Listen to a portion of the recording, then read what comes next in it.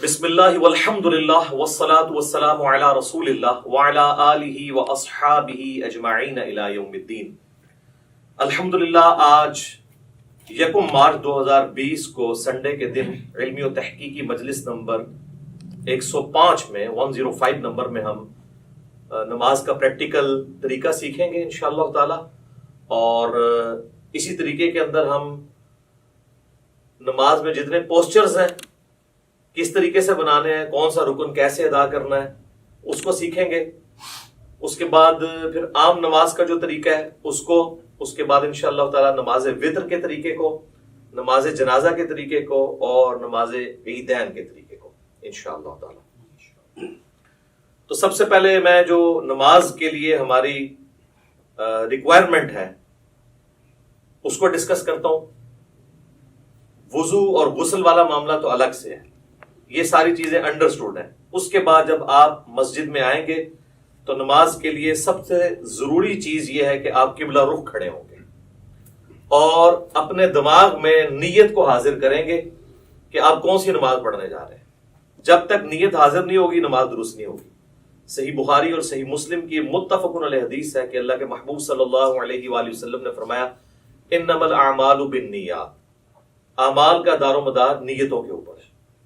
تو نیت کو حاضر کرنا ضروری ہے۔ زبان سے نیت کا اظہار کرنا یہ کوئی ثابت نہیں ہے، البتہ نیت کو ذہن میں حاضر کرنا کہ میں اس وقت کون سی نماز پڑھنے جا رہا ہوں، کس وقت کی نماز پڑھنے جا رہا ہوں اور کتنی رکعتیں پڑھنے جا رہا ہوں، نوافل پڑھنے جا رہا ہوں یا فرض نماز پڑھنے جا رہا ہوں، یہ ضروری ہے، ادروائز پھر نماز نہیں ہوگی۔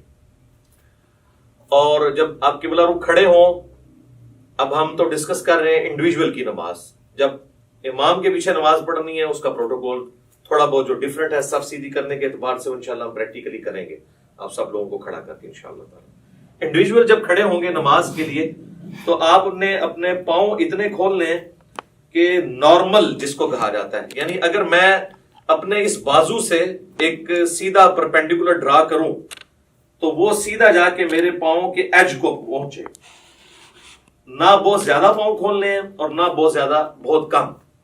اور عموماً اگر آپ تقریباً 10 سے 11 انچ تک کھول لیں تو وہ نارمل تصور کیے جاتے ہیں۔ جیسے ہی آپ اس سے باہر نکلیں گے تو پھر جب آپ صف میں کھڑے ہوں گے تو کندھے سے کندھا نہیں ملے گا، اور اسی طریقے سے پاؤں نہیں ملیں گے۔ پاؤں ملائیں گے تو کندھا آؤٹ ہو جائے گا، کندھا ملائیں گے تو پاؤں آؤٹ ہو جائے گا۔ تو یہ یعنی دونوں کو اس طریقے سے بیلنس کرنا ہے۔ مرد کے لیے یہ ضروری ہے کہ وہ اپنی شلوار کو ٹخنوں سے اوپر رکھے۔ نماز کے علاوہ بھی سنت ہے، نماز میں تو اسپیسیفکلی سنت ہے مرد کے لیے، کیونکہ سنن ابی داؤد میں حدیث ہے اس مرد کی نماز نہیں ہوتی جس کا کپڑا ٹخنوں سے نیچے ہو۔ تو اس چیز کو انشور کرنا ہے کہ آپ کا کپڑا جو ہے وہ ٹخنوں سے اوپر ہے، یعنی جو لٹکانے والا کپڑا ہے۔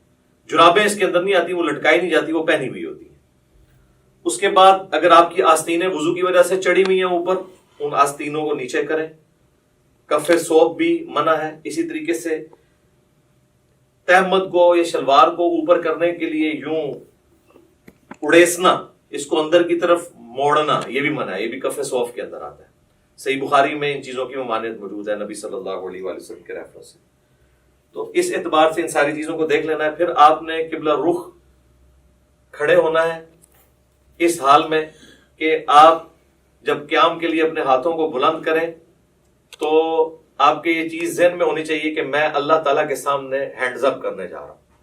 یہ رفع الیدین کا ایک فلسفہ ہے، اور یہ جب ذہن میں ہوگا تو پھر نماز کے اندر خشوع و خضوع بھی نصیب ہوگا انشاءاللہ تعالیٰ۔ رفع الیدین کیسے کرنا ہے؟ اپنے ہاتھوں کو نارملی بلند کرنا ہے، یعنی اس کونی کو اگر ہم پیوٹ مانیں تو یہ کونی اگر ہم یوں رکھتے ہوئے اپنے ہاتھ کو یوں بلند کریں تو آپ دیکھیں گے کہ میری جو انگلیاں ہیں وہ کانوں کی سیدھ میں آ گئی ہیں، سائڈ سے جا کے دیکھیں، اور میری ہتھیلی جو ہے وہ کندھے کی سیدھ میں آ گئی ہے۔ یہ سنت طریقہ ہے۔ اور اس دوران ہاتھ کی انگلیاں اتنی کھلی ہوئی ہونی چاہیے جو نارمل ہے۔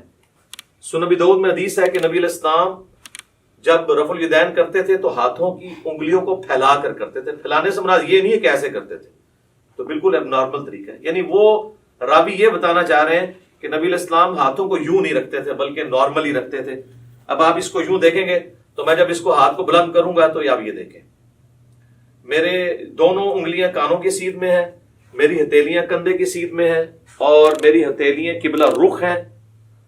اور اس دوران یہاں پر ہی تھوڑی دیر کے لیے روکتے ہوئے میں اللہ اکبر کہوں گا اور اس کے بعد اپنے ہاتھوں کو باندھوں گا.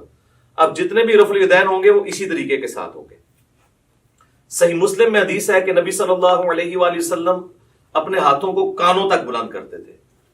صحیح بخاری میں حدیث ہے کہ نبی علیہ السلام اپنے ہاتھوں کو کندھوں تک بلند کرتے تھے. اس میں تطبیق یہی بنتی ہے کہ آپ ہاتھ اس طرح بلند کرتے تھے کہ اگر انگلیاں دیکھی جائیں تو وہ کانوں کی سیدھ میں آ جائیں اور ہتھیلیاں دیکھی جائیں تو وہ کندھوں کی سیدھ میں آ جائیں. یہ نارمل پوزیشن ہے اور یہ بالکل صحیح ہونا چاہیے. اس کے لیے پریکٹس کرنے کا طریقہ ہے کہ آپ شیشے کے آگے کھڑے ہوں اور اس کی پریکٹس کریں. بعض لوگ ہوتے ہیں ان کے ہاتھ یوں ہوتے ہیں, یوں ہوتے ہیں, کچھ یوں ہوتے ہیں. یہ پریکٹس آپ کو کرنی پڑے گی. کسی کا ایک ہاتھ اونچا ہوتا ہے, نیچے ہوتا ہے. تو یہ اب مجھے جو میں یہ کر رہا ہوں میرے سامنے شیشہ نہیں ہے, یہ میری پریکٹس کی وجہ سے یہ سیدھا نظر آ رہا ہے. بعض اوقات آپ سمجھ رہے ہوں گے کہ سیدھا ہے لیکن وہ سیدھا ہوتا نہیں ہے, ٹیڑھا ہو جاتا ہے. تو اس کے لیے آپ کو پریکٹس کرنی پڑے گی. اور رفع الیدین کرتے ہوئے آپ نے اللہ اکبر کہہ کے ہاتھوں کو باندھنا ہے. یہ صحیح بخاری کے اندر یہ بھی حدیث موجود ہے کہ نبی علیہ السلام رفع الیدین کرتے اور اللہ اکبر کہتے. اور صحیح بخاری مسلم میں یہ بھی ملتا ہے کہ آپ صلی اللہ علیہ وآلہ وسلم اللہ اکبر کہتے اور رفع الیدین کرتے. لہٰذا اس چکر میں نہیں پڑنا کہ پہلے رفع الیدین کرنا ہے یا پہلے اللہ اکبر کہنا ہے.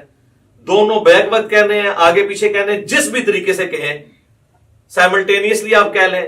ہر صورتحال جو ہے وہ سنت کے مطابق ہے, کیونکہ اتنی جو باریکیاں ہیں نا وہ احادیث کے اندر نہ تو اللہ تعالیٰ کو مطلوب ہے کہ اس طرح کی رپورٹ کی جائے, نہ نبی علیہ السلام نے ان کو اس طریقے سے تعلیم فرمایا.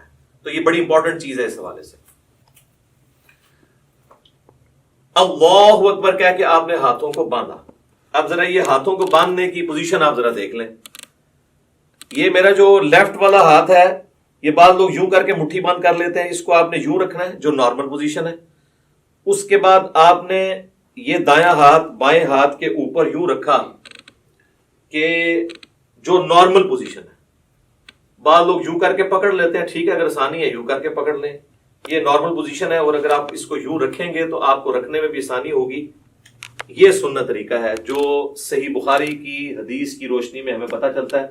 کیونکہ صحیح بخاری میں حدیث ہے کہ سہل ابن سعد الساعدی کہتے ہیں کہ نبی صلی اللہ علیہ وآلہ وسلم کے زمانے میں ہمیں حکم دیا جاتا تھا کہ ہم اپنا دایاں ہاتھ بائیں زیرہ کے اوپر رکھیں.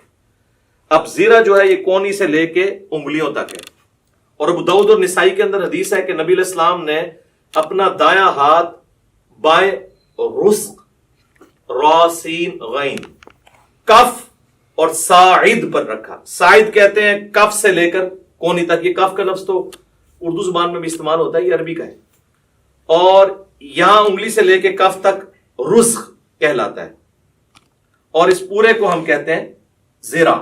اور آپ دیکھیں پرانے زمانے میں جب جنگیں لڑی جاتی تھی تو زیرہ پہنی جاتی تھی, پورے جسم پہ بھی پہنی جاتی تھی. اور اس طرح صحیح مسلم میں اتنا ہی ملتا ہے کہ نبی علیہ السلام نے اپنا دایاں ہاتھ بائیں ہاتھ پر باندھا. ڈیٹیل بخاری میں اور ابو داؤد میں اور سنن نسائی میں ملتی ہے. مسند احمد میں روایت ہے کہ سینے پہ باندھا. اب سینے سے مراد یہ نہیں کہ آپ نے یوں کر کے باندھ لیا. سینے کی ڈیفینیشن ہے یہ نہر سے لے کر ناف تک یہ سارے کا سارا سینہ ہے. یہ سینہ ہے.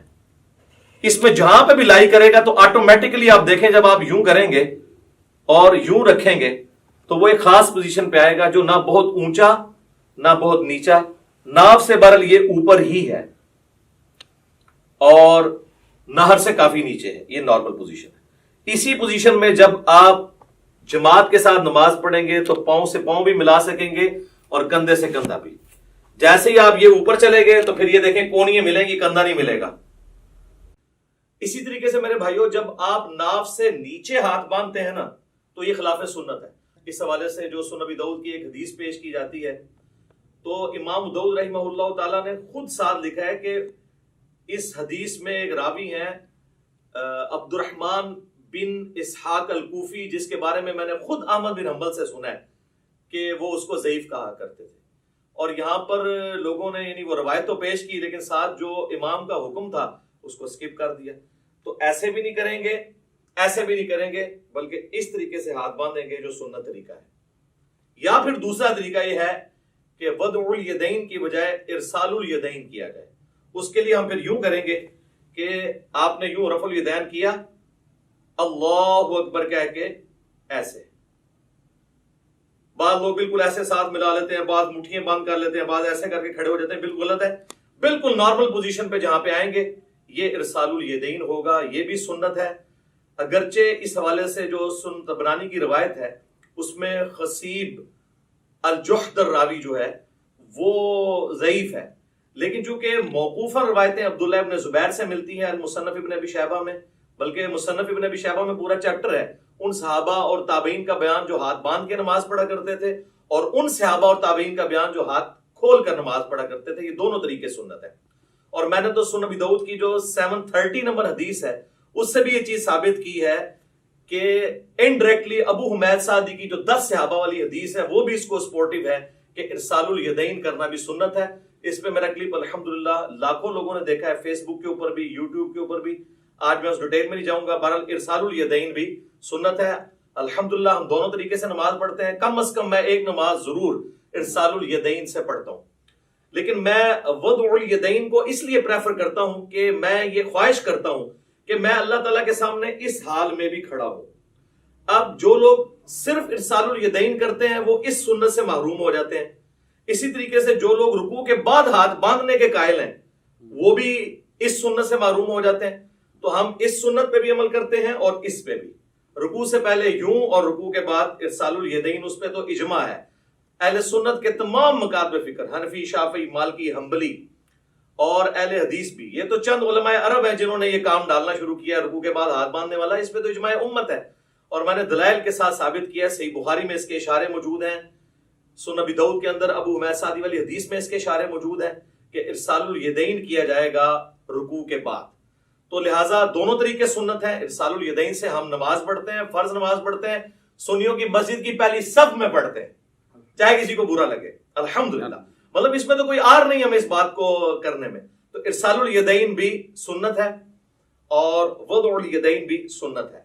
تو آپ اچھا بعض لوگ جو ہے نماز شروع کرتے ہی اللہ اکبر کہہ کے یوں ہاتھ چھوڑ دیتے ہیں اور پھر یوں ہاتھ باندھتے ہیں، یہ بھی خلاف سنت ہے۔ آپ نے ہاتھ چھوڑنے ہیں تو چھوڑ کے نماز پڑھیں، یہ بھی سنت ہے، اور آپ نے ہاتھ باندھنے ہیں تو باندھ کے نماز پڑھیں تو وہ بھی سنت ہے، لیکن یہ یوں کر کے یوں نہ کریں۔ اس کے بعد پھر آپ اللہ اکبر کہتے ہوئے اگلے رکن میں جائیں گے اور رفع الیدین کرتے ہوئے اسی طریقے سے، اور وہ ہے رکوع۔ یوں دیکھیں، اللہ اکبر۔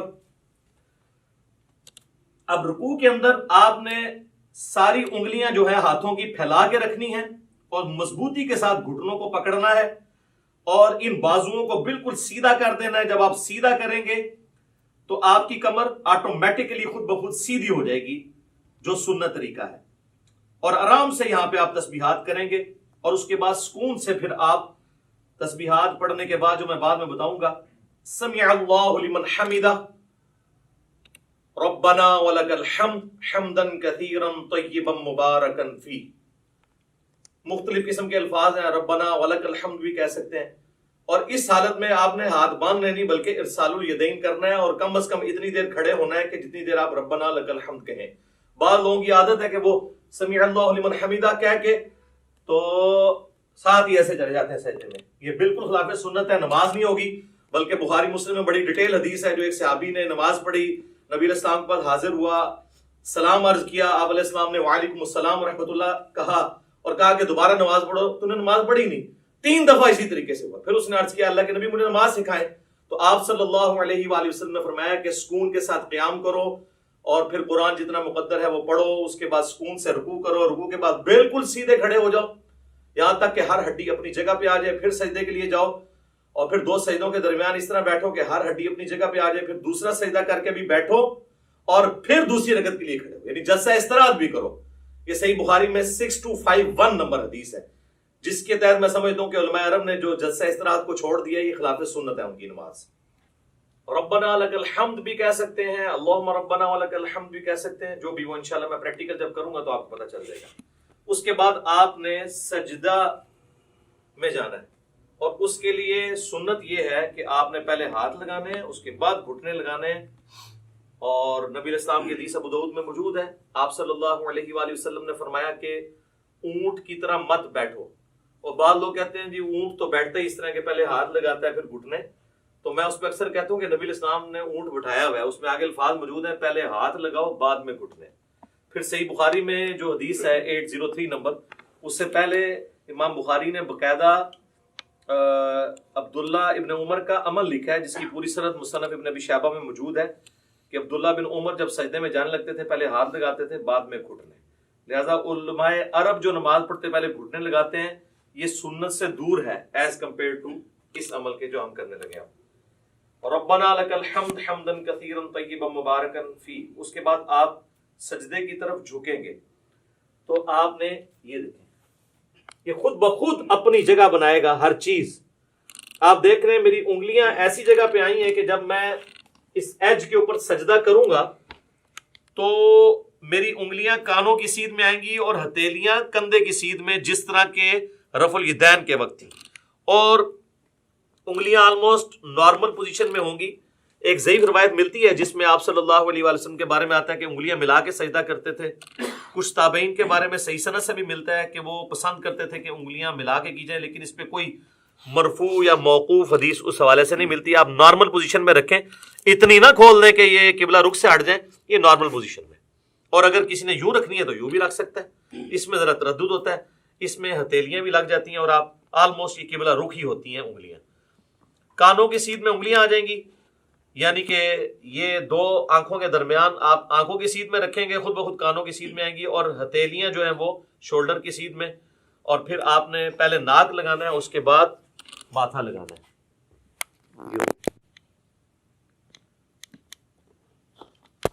اسی حالت میں سجدے کی تسبیحات آپ نے پڑھنی ہے، سبحان ربی الاعلی، یا باقی تسبیحات انشاءاللہ پڑھ کے بتا دوں گا.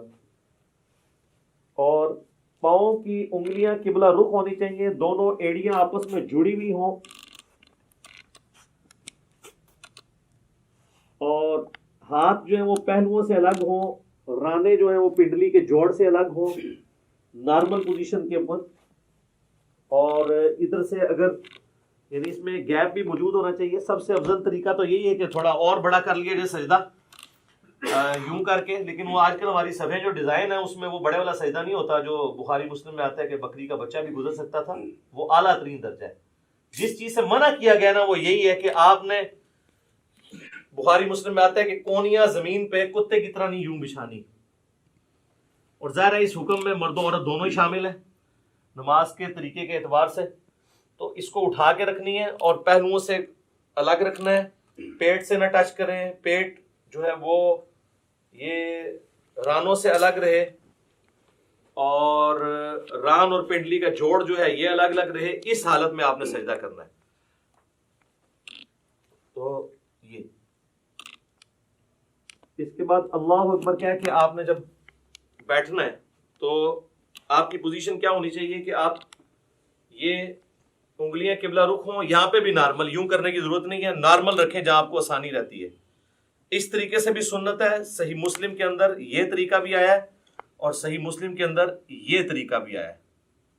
یہ دونوں طریقے سنت ہے. یہاں پہ مشہور ہے کہ جی وہ اگر کسی کی انگلیاں یوں نیچے ہو جائیں تو اس کی انگلیاں کاٹ دی جائیں، جبکہ صحیح مسلم میں کہ نبی علیہ السلام جب آخری رکعت میں تورک بیٹھتے تھے جو میں اینڈ پہ بتاؤں گا، تو اپنے بائیں ہاتھ سے اپنے گھٹنے کو لقمے کی طرح پکڑ لیتے تھے. تو یوں بھی رکھنا سنت ہے، اور جب یوں رکھیں گے تو ابو داؤد میں حدیث ملتی ہے سنن نسائی کے اندر کہ نبی علیہ السلام کی جو یہ زرہ ہے وہ ران کے ساتھ لگ جایا کرتی تھی. آپ یہ دیکھیں لگی ہوئی ہیں دونوں زریں ران کے ساتھ لگی ہوئی ہیں، اور جب یوں رکھیں گے تو پھر یہ ران سے اٹھ جائیں گی. یہ طریقہ بھی سنت ہے، اس میں کوئی فرق نہیں ہے، دونوں طریقے سنت ہیں. یہ دو سجدوں کے درمیان آپ بیٹھیں گے اور اس میں آپ نے جو تسبیحات پڑھنی ہے رب اغفر لی رب اغفر لی، اس کے علاوہ اور تسبیحات بھی ہیں. بعض لوگ یہاں پہ بھی انگلی اٹھا لیتے ہیں، وہ حدیث بھی کمزور ہے، سفیان ثوری کی تدلیس کی وجہ سے انگلی نہیں اٹھانی، نارمل رکھنا ہے آپ نے. اس کے بعد پھر اللہ اکبر کہہ کے آپ نے دوسرے سجدے میں جانا ہے اور پھر اسی طریقے سے تسبیحات کرنی ہے. ناک بھی لگنا چاہیے، ماتھا بھی لگنا چاہیے، اور زمین کی سختی ہلکی سی معلوم ہونی چاہیے، بالکل نہیں ہوا میں سجدہ ہو رہا ہو. بہتر ہے مٹی والی جگہ پہ ہو تو زیادہ افضل ہے اور نبی الاسلام کو پسندیدہ بھی ہے. باقی چٹائی وغیرہ بھی جائز ہے، میں نے اس کے حوالے سے بھی کافی ویڈیوز ریکارڈڈ موجود ہیں. دوسرا سجدہ کر کے بھی آپ اللہ اکبر کر کے بیٹھیں گے. صحیح بخاری میں 6251 نمبر حدیث ہے. نبی الاسلام حکم دیتے تھے کہ نماز میں سکون کرو اس حال میں کہ تم نے بیٹھنا ہے اور اس کے بعد پھر دوسری رکعت کے لیے کھڑے ہونا ہے. اچھا، اس دوران یہ آپ دیکھیں جب دو سجدوں کے درمیان بیٹھنا ہے نا تو بایاں پاؤں لٹانا ہے اور دائیں پاؤں کو کھڑا رکھنا ہے. یہ جہاں پہ آپ کو نارمل لگے. بعض لوگوں کے پاؤں شروع سے عادت نہیں ہوتی ہے تو وہ پاؤں بےچارے جو ہیں وہ کھڑا نہیں کر سکتے، تو ان کو کبھی بعض کا ایسے کرنا پڑتا ہے. کر سکتے ہیں، جائز ہے، ایسے کر سکتے ہیں جیسے اس کو آسانی لگے یوں. لیکن سنت یہ ہے کہ دایاں پاؤں آپ کھڑے کریں گے اور بائیں کو لٹا کے اس پہ بیٹھیں گے دو سجدوں کے درمیان. پھر دوسرا سجدہ کر کے بھی ایسے ہی بیٹھیں گے اور پھر اللہ اکبر کہہ کے ہاتھوں کا سہارا لیتے ہوئے. صحیح بخاری میں حدیث ہے نبی علیہ السلام اعتماد کرتے ہوئے اٹھتے تھے. تو اعتماد کرتے ہوئے بعض لوگوں نے یہاں پہ وہ مٹھی بنانے والی وہ ایک کمزور روایت تھی، اس کا سہارا لیا. وہ کمزور روایت ہے. نارمل بخاری میں اعتماد، تو اعتماد ویسے ہی ہوگا جیسے عام حالت میں بندہ اٹھے گا. یہ اعتماد کا طریقہ ہے نارمل. یوں کرنے سے یہاں پہ نشان بن جاتے ہیں اور میں نے دیکھا لوگوں کی یہ ساری جگہ کالی ہوئی ہوتی ہیں. تو یہ تو اب ادھر تو آپ قالین پہ کر لیں گے، تو صحابہ کرام تو مٹی کے اوپر نماز پڑھتے تھے، تو کیا حالت ہو جاتی ہوگی اگر یہ والا کام ہو. تو وہ ایسے ایسے میں نے دیکھا یوں کر کے کھڑے ہو رہے ہوتے ہیں اور وہ کہتے ہیں مٹھیوں والی حدیث. وہ تو روایت ہی کمزور ہے. بخاری میں واضح ہے کہ نبی علیہ السلام اعتماد کر کے تو دوسری رکعت کے لیے کھڑے ہوتے تھے. اور اب جب ہم نے دوسرے سجدے سے سر اٹھانا ہے اللہ اکبر کہنا ہے، لیکن یہاں بیٹھنا ہے تو کچھ نہیں پڑھنا، بس اتنی دیر بیٹھنا ہے کہ سارے اعضاء اپنی جگہ پہ آ جائیں. اس کے بعد بغیر اللہ اکبر کیے ہوئے یوں کھڑے ہونا ہے اور پھر ارسال الیدین کر رہے ہیں تو ایسے کھڑے ہو کے اگلی رکعت شروع کرنی ہے، اور وضع الیدین کر رہے ہیں تو اپنے ہاتھ باندھ کے. دونوں طریقے درست ہیں. اور پھر دوسری رکعت کو آپ نے اسی طریقے سے مکمل کرنا ہے. جب دوسری رکعت میں آپ تشہد میں پہنچیں گے، آپ دیکھ رہے ہیں دوسری رکعت جو ہے رفع الیدین کے بغیر شروع ہوئی ہے. جب ہم کھڑے ہوئے ہیں تو ہم نے رفع الیدین کر کے ہاتھ نہیں باندھے بلکہ ڈائریکٹ ہاتھ باندھے. اور رکھتے جتنی ہیں وہ رفع الیدین سے شروع ہوتی ہیں، یعنی طاق رکھتے ہیں پہلی اور تیسری. دوسری اور چوتھی بغیر رفع الیدین کے شروع ہوتی ہے. لیکن جو دوسرے والے رفع الیدین ہیں رکوع میں جاتے وقت اور رکوع سے اٹھتے وقت، یہ ہر رکعت میں ہوتا ہے. ایک اور رفع الیدین بھی ہے جو انس بن مالک سے جز رفع الیدین میں امام بخاری نے نقل کیا ہے دو سجدوں کے درمیان، تابعین سے بھی ثابت ہے. وہ بالکل ہم جائز سمجھتے ہیں. اب اگر کسی نے وہ کرنا ہے، ہمارے اہل تشیع بھائی کرتے ہیں، تو پہلے سجدے سے آپ اٹھیں اللہ اکبر کہہ کے یہاں پہ بیٹھے رب اغفر لی رب اغفر لی اللہم اغفر لی وارحمنی واہدنی وعافنی وارزقنی. اس کے بعد آپ نے یوں کرنا ہے اللہ اکبر اور پھر دوسرے سجدے میں جانا. تو یہ طریقہ بھی درست ہے کیونکہ صحابہ کرام سے ثابت ہے. لیکن اکثر احادیث سجدوں کے بغیر رفع الیدین والی ہیں. یہ اکثر لوگ کہہ رہے ہوتے ہیں سجدوں میں بھی ہے، تو ہم تو سجدوں میں بھی قائل ہیں، میں تو سجدوں میں بھی کر لیتا ہوں، ارسال الیدین سے بھی نماز پڑھ لیتا ہوں، وضع الیدین سے بھی پڑھ لیتا ہوں. تو اس میں کوئی فرق نہیں ہے، جو سنت طریقے ثابت ہے. تو دوسری رکعت میں جب آپ بیٹھیں، اگر تو 4 رکعت والی نماز ہے تو پھر آپ یوں ہی بیٹھیں گے جس طرح آپ جلسے کے اندر بیٹھتے ہیں. دو سجدوں کے درمیان جو بیٹھنا ہے وہ جلسہ کہلاتا ہے، جس طرح رکوع کے بعد کھڑے ہونا قومہ کہلاتا ہے. تو یوں کر کے بیٹھیں گے، اسی طریقے سے یہ پاؤں کھڑے ہوئے ہوں گے اور یہاں پہ آپ تشہد پڑھیں گے. اور تشہد بیٹھتے ہی آپ نے اپنی انگلی بلند کر لینی ہے. صحیح مسلم میں 4 حدیث ہیں رفع سبابہ کے اوپر، یعنی انگلی کو بلند کرنا. اس میں سنت طریقہ یہ کہ آپ نے یہ درمیان والی انگلی اور انگوٹھے کا یوں ہلکا بنانا ہے ایسے کر کے. اور ابو داؤد میں الفاظ ہے کہ نبی علیہ السلام جب انگلی اٹھاتے تھے ہلکی سی جھکی رکھتے تھے، یہ ایسے کر کے نہیں اٹھانی. اور مسلسل تشہد میں بیٹھتے ہی اس کو اٹھا لینا ہے. اور اگر آخری تشہد میں ہے تو دعاؤں میں پہنچ کے اس کو ہلکی ہلکی یوں حرکت بھی دینی ہے. یہ بھی ثابت ہے. اور صحیح مسلم میں عبداللہ ابن زبیر جو نقل کر رہے ہیں وہ صرف اشارے کو نقل کر رہے ہیں، حرکت کو نہیں کر رہے. تو بغیر حرکت کے بھی اشارہ تھروٹ یوں کرنا یہ ثابت ہے. یہ طریقہ بھی ثابت ہے انگلی اٹھانے کا. اور ایک یہ طریقہ بھی ہے انگوٹھے کو اس جڑ میں رکھ کے یوں کر کے، اس کو کہتے ہیں وہ 53 کا عدد بنانا. یہ بھی طریقہ ٹھیک ہے. یہ دونوں طریقے ٹھیک ہیں. یہ عمومی طریقہ احادیث کے اندر رپورٹ ہوا ہے، چاہے یہاں پہ رکھیں چاہے یہاں پہ رکھیں، دونوں طریقے درست ہوں گے تشہد میں۔ اور یہ میں درمیان والے تشہد کی بات کر رہا ہوں جو 2 رکعتوں کے بعد ہے، جب آپ 4 رکعت پڑھ رہے ہو تو محمد عبدہ و رسولہ تک پڑھ کے ساتھ دروشی بھی پڑھ لیں تو افضل ہے۔ وہ مسند احمد میں حدیث موجود ہے کہ آپ تشہد کے بعد بھی کھڑے ہو سکتے ہیں۔ سنن نسائی میں، صحیح مسلم میں موجود ہے کہ نبی علیہ السلام جب 9 رکعت وتر پڑھا کرتے تھے تو 8ویں رکعت میں بیٹھتے، تشہد پڑھتے، دروشی پڑھتے، اس کے بعد دعائیں پڑھتے، اور پھر آپ صلی اللہ علیہ وآلہ وسلم کھڑے ہوتے تھے 9ویں رکعت کے لیے۔ تو درمیان والے تشہد میں پڑھ سکتے ہیں۔ بہرحال اس میں جب آپ کھڑے ہوں گے دروشی پڑھنے کے بعد اللہم صلی علی محمد وعلی آل محمد اتنا بھی پڑھ لیں تو کافی ہے۔ یہ بھی سنن نسائی میں 1293 نمبر 1293 نمبر حدیث ہے، نبی اسلام نے یہ مختصر دروشی بھی تعلیم فرمایا۔ تو اللہ اکبر کہہ کے جب کھڑے ہوں گے تو زمین پر اعتماد کریں گے یوں، اور اٹھتے وقت پہلے گھٹنے اٹھائیں گے، اس کے بعد آپ ہاتھوں کو اٹھائیں گے۔ جاتے وقت ہاتھ پہلے لگاتے ہیں، گھٹنے بعد میں، اور اٹھتے وقت اس کو اس طریقے سے آپ ریورس کرتے ہیں۔ یعنی دوسرے الفاظ میں جو کچھ آپ نے بچپن سے سیکھا ہے تقریباً اس کے الٹ ہی کرتے ہیں آپ۔ پہلے گھوڑے لاندے نے پھر ہاتھ لاندے نے، تو اس طرح ذرا آسانی سے سمجھ آ جائے گا۔ اسی کو ہم نے عرض کیا ہے کہ مرنے سے پہلے ہے مسلمان کر لے اس پہ غور، کتابوں کا خدا اور ہے، بابوں کا خدا اور ہے۔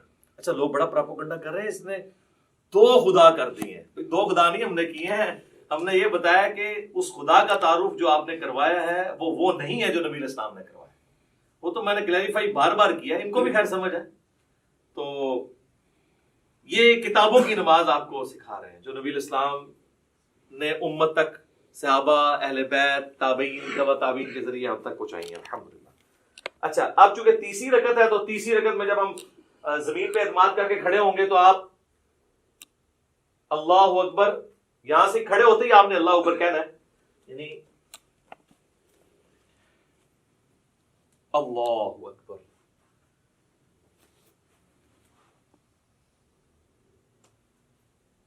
پھر وضع الیدین کر لینا ہے، یا اگر آپ نے ارسال الیدین کرنا ہے تو آپ یوں کر لیں۔ اور پھر تیسری رکعت میں جو پڑھنا ہے وہ انشاءاللہ میں پریکٹیکلی پڑھ کے بھی بتا دوں گا، سب کو پتہ ہی ہے، ہم تو پوسچرز اس وقت ڈسکس کر رہے ہیں کیسے کیسے بنانے ہیں۔ تیسری رکعت بھی اسی طریقے سے ہوگی، اور تیسری رکعت میں بھی دوسرا سجدہ کرنے کے بعد جلسے میں بیٹھ کے، جسے جلسہ استراحت کہتے ہیں، پھر آپ نے کھڑے ہونا ہے تیسری رکعت کے لیے اور چوتھی رکعت کے لیے، اور وہ رفع الیدین کے بغیر ہوگی، ڈائریکٹ ہاتھ باندھیں گے یا ارسال الیدین کریں گے نارمل پوزیشن میں۔ پھر اسی طریقے سے اللہ اکبر کہہ کے آپ رکوع میں جائیں گے، پھر رکوع سے اٹھیں گے اور ربنا لک الحمد کہیں گے۔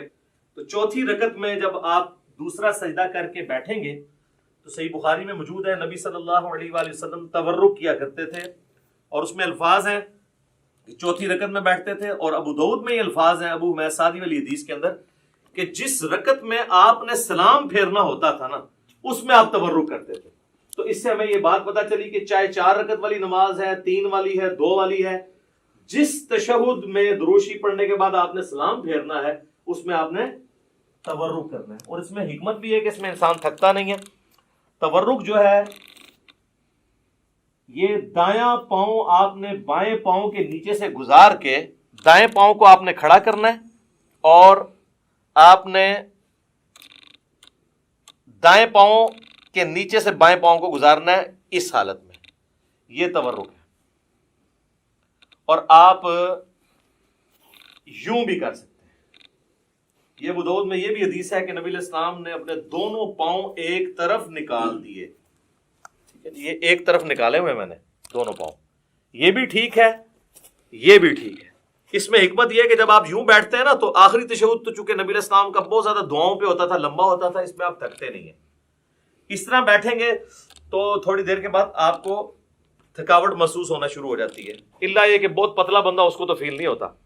تو یہ درمیان والا تشہد ہے اور یہ آخری تشہد ہے، چاہے وہ فجر کا ہو، مغرب کا ہو، عشاء کا ہو، آخری تشہد اس طریقے سے ہونا ہے۔ اور اس میں بھی آپ نے اس طرح انگلی اٹھا کے رکھنی ہے، تشہد میں مسلسل انگلی اٹھانی ہے۔ یہ جو کہتے ہیں اشہد ان لا الہ پہ اٹھاؤ، الا اللہ پہ گرا دو، یہ کوئی ثابت نہیں ہے۔ یہاں پہ رکھیں، یہ بھی سنت ہے، اور یہ صحیح مسلم میں الفاظ ہیں کہ نبی علیہ السلام جب تشہد میں بیٹھتے تو اپنا دایاں ہاتھ جو ہے وہ دانے گھٹنے کے اوپر بائیں گھٹنے پہ رکھ کے اس کو لقمے کی طرح پکڑ لیتے، جو آپ کے بابوں نے آپ کو سکھایا کہ جس کی انگلیاں نیچے ہوں انگلیاں کاٹ دی جائے، اور یہ وہ سنت ہے جو صحیح مسلم کے اندر ہے۔ ہر شے پٹھی دسی تانوں، پھر کہندے ساڈے بابیاں نوں کچھ کہندا ہے، اور کینوں کہواں میں نیوٹن نوں کہواں، جنہاں نے کام پایا انہاں نوں کہنا ہے نا۔ یہ بھی سنت ہے، یہ صحیح مسلم میں یہ بھی سنت آئی ہے، اور یہ بھی، یہ مسلسل اٹھا کے رکھنی ہے۔ اور ابو داؤد میں، نسائی میں آتا ہے کہ جب آپ دعاؤں میں پہنچتے تھے نا تشہد کے اینڈ پہ درود شریف کے بعد، تو ہلکا ہلکا اسے یوں حرکت بھی دیتے تھے، اور اس کے بعد جب آپ پورا تشہد دعائیں مانگ لیں گے، پھر آپ نے دائیں اور بائیں سلام پھیرنا ہے۔ اس میں جو امام مسجد حضرات ہیں وہ تو سلام یہی پھیر رہے ہوتے ہیں، السلام علیکم ورحمۃ اللہ، اور دوسرا سلام ادھر کرتے ہیں، السلام علیکم ورحمۃ اللہ۔ یہ بالکل خلاف سنت ہے۔ آپ نے دائیں طرف والے نمازیوں کو بھی، اور فرشتے ہوں تو ان کی طرف بھی سلام بھیجنا ہے، تو اس کے لیے طریقہ یہ ہے کہ آپ نے پوری گردن موڑنی ہے یوں کر کے، السلام علیکم ورحمۃ اللہ، السلام علیکم ورحمۃ اللہ۔ اچھا، عربیوں کو ایک بڑا مسئلہ ہے۔ اچھا، السلام علیکم ورحمۃ اللہ وبرکاتہ بھی ثابت ہے ابو داؤد کے اندر، دونوں طریقے درست ہیں۔ عربی جو ہے نا ہمارے اجمی لوگوں کو نا، وہ چونکہ امام کے پیچھے ہم لوگ تو عادت ہے نا کہ امام جب پہلا سلام پھیرتا ہے نا، تو جب وہ رحمت اللہ پہ پہنچتا ہے تو ہم پہلا پھیرتے ہیں، پھر وہ دوسرے کے رحمت اللہ پہ پہنچتا ہے تو ہم دوسرا پھیرتے ہیں۔ عربی کیا کرتے ہیں کہ وہ انتظار کرتے ہیں کہ امام دونوں طرف پھیرے، السلام علیکم ورحمۃ اللہ، السلام علیکم ورحمۃ اللہ، اور اس کے بعد وہ پھیرتے ہیں۔ آپ نے دیکھا وہ عرب کے ٹی وی پہ بھی جب آپ کو آواز آ رہی ہوتی ہے اس کی مکبر کی پیچھے سے، تو اور وہ یہ سمجھ رہے ہوتے ہیں کہ ہم صحیح طریقے پہ چل رہے ہیں، دونوں طریقے درست ہیں، کیونکہ آپ ہے تو پیچھے ہی ہے نا۔ جب پہلا سلام پھیرا اس کے بعد ہی آپ نے بھی پہلا پھیرا نا، تو یہ نہیں ہے کہ پورا پھیرے، اگر اس طریقے سے بھی کرنا چاہتا ہے وہ بھی ٹھیک ہے۔ یہ خام خواہ لوگوں پہ فتوے لگانا کہ وہ امام سے آپ آگے نکلے، امام سے کب آگے نکلے؟ امام نے السلام علیکم ورحمۃ اللہ کہا، اس کے بعد ہی ہم نے کہا، اور امام نے جب دوسرا پھیرا اس کے بعد ہی ہم نے کہا۔ وہ تو حدیث ہے بخاری مسلم میں کہ جو امام سے پہلے رکوع سے سر اٹھائے تو اسے ڈر جانا چاہیے کہ اللہ تعالیٰ اس کا سر جو ہے وہ گدھے کا نہ بنا دے۔ پوسچرز میں آپ نے امام سے پہلے کوئی کام نہیں کرنا، باقی جو بیچ میں پڑھنا ہے وہ آگے پیچھے ہو سکتا ہے، وہ تو نہ آپ سن رہے ہوتے ہیں اس کی، نہ وہ آپ کی سن رہا ہوتا ہے۔ کئی بار ہم تشہد ختم کر کے بیٹھ جاتے ہیں، امام کا تشہد ختم ہی نہیں ہوتا، اس میں آگے پیچھے ہو سکتا ہے، پوسچرز نہیں آپ آگے پیچھے کر سکتے۔ اور دیکھیں اللہ نے نماز میں کیا برکت رکھی ہے کہ نماز میں مسلمانوں کی یونٹی ہے، کوئی فرقہ بھی دوسرے کے پیچھے نماز پڑھ سکتا ہے، کیونکہ بیسک سٹرکچر سب کی یہی ہے 4 رکعتوں میں، پہلے قیام کے بعد رکوع، رکوع کے بعد کھڑے ہونا، اس کے بعد سجدے میں جانا، 2 سجدوں کے درمیان بیٹھنا، اور ایون سنی شیعہ کی کتابیں تو متفق ہیں، شیعہ بھی جو ہے وہ جلسہ اس طرح آتی ہے، یعنی دوسرے سجدے کے بعد بیٹھ کے اٹھتے ہیں، اور اہل سنت بھی جو کتاب و سنت کے فالوورز ہیں وہ اسی طریقے سے اٹھتے ہیں۔ بہرحال کوئی ڈائریکٹ اٹھے یا اس طریقے سے اٹھے، دونوں طریقوں میں وہ ایک فرقے والا دوسرے فرقے والے امام کے پیچھے نماز پڑھ سکتا ہے۔ یہ اللہ نے نماز کی حفاظت کی ہے، نماز کی بیسک سٹرکچر میں کوئی فرق نہیں ہے۔ ورنہ تو یہ ہوتا کہ شیعہ کے قیام کا وقت ہے، آپ کے رکوع کا وقت آ جائے تو پھر کس طرح ایک دوسرے کے پیچھے پڑھ سکے نماز؟ تو یہ اللہ تعالیٰ نے کم از کم بیسک سٹرکچر جو ہے، باقی جو چھوٹی موٹی چیزیں ان پہ اختلاف ہو سکتا ہے، بہتری کی طرف جانا چاہیے۔ تو یہ میں نے آپ کو ایک بلیو پرنٹ پیش کر دی ہے، قیام کیسے کرنا ہے، رفع الیدین کیسے کرنا ہے، اور اسی طریقے سے سجدہ کیسے کرنا ہے، 2 سجدوں کے درمیان بیٹھنا کیسے ہے، کون کون سی چیز پہلے لگانی ہے، کون سی بعد میں، کیسے سہارا لے کے اٹھنا ہے، انگلیاں کیسے رکھنی ہے، ساری چیزیں بتا دی ہیں۔ اہل تشیع کے ہاں ایک ریناؤنڈ چیز ہے کہ وہ جب یعنی نماز کا اختتام کرتے ہیں تو 3 دفعہ اللہ اکبر ایسے ایسے کہتے ہیں، تو سلام نہیں پھیرتے، لیکن شیعہ سلام پھیرنے کے قائل بھی ہیں۔ خامنائی صاحب نے نماز پڑھائی، ثاقب اکبر صاحب نے مجھے خود کہا، میں نے ان کے پیچھے نماز پڑھی، انہوں نے دونوں طرف سلام پھیرا، دونوں طریقے درست ہیں۔ باقی اللہ اکبر پہ تو ہم بھی متفق ہیں کہ نماز کے اینڈ پہ ہم بھی بلند آواز سے اللہ اکبر کہتے ہیں۔ بخاری مسلم میں حدیث ہے کہ نبی علیہ السلام کی نماز کا مکمل ہونا اللہ اکبر کی آواز سے، تکبیر کی آواز سے پہچانا جاتا تھا، اس کے بعد آہستہ آواز سے 3 دفعہ استغفر اللہ، اور پھر اللہم انت السلام منک السلام تبارک یا ذا الجلال والاکرام۔ جو ہمارے گرین اور بلو کارڈز آپ پڑھ سکتے ہیں، سب کچھ موجود ہے اس کے اندر۔ تو یہ بیسک سٹرکچر تھی جس میں نے کوشش کی کہ آپ کو ایک اوور آل پکچر پتہ چل جائے۔ اب میں فزیکلی آپ کو نماز پڑھ کے بھی بتاؤں گا، تاکہ آپ کو پتہ چل جائے کہ اس میں نے یہ پڑھنا ہے اور اس طرح پڑھنا ہے اور کم از کم اتنا پڑھنا ہے. زیادہ تو آپ جتنا گڑ ڈالیں میٹھا ہوگا. لیکن اس لیول پہ جانے سے پہلے میں آپ کو ایک بلو پرنٹ باقی نمازوں کا بھی بتا دیتا ہوں. یہ تو 4 رکعتوں کا بتایا, اگر 2 رکعتیں ہوتی تو میں دوسری رکعت میں یوں تورک بیٹھ جاتا. اور اگر وطر کی نماز ہوتی تو وطر کا طریقہ بھی اب ہم ڈسکس کر رہے ہیں, تو وطر کا طریقہ بھی سیم اسی طریقے سے جس طرح عام نماز ہے. 3 وطر نبی علیہ السلام کی عمومی سنت ہے. صحیح بخاری میں قاسم بن محمد بن ابی بکر جو سیدنا ابو بکر رضی اللہ تعالیٰ عنہ کے پوتے ہیں, وہ کہتے ہیں میں نے صحابہ کرام کو 3 رکعت وطر پہ پایا, البتہ ایک میں حرج نہیں ہے.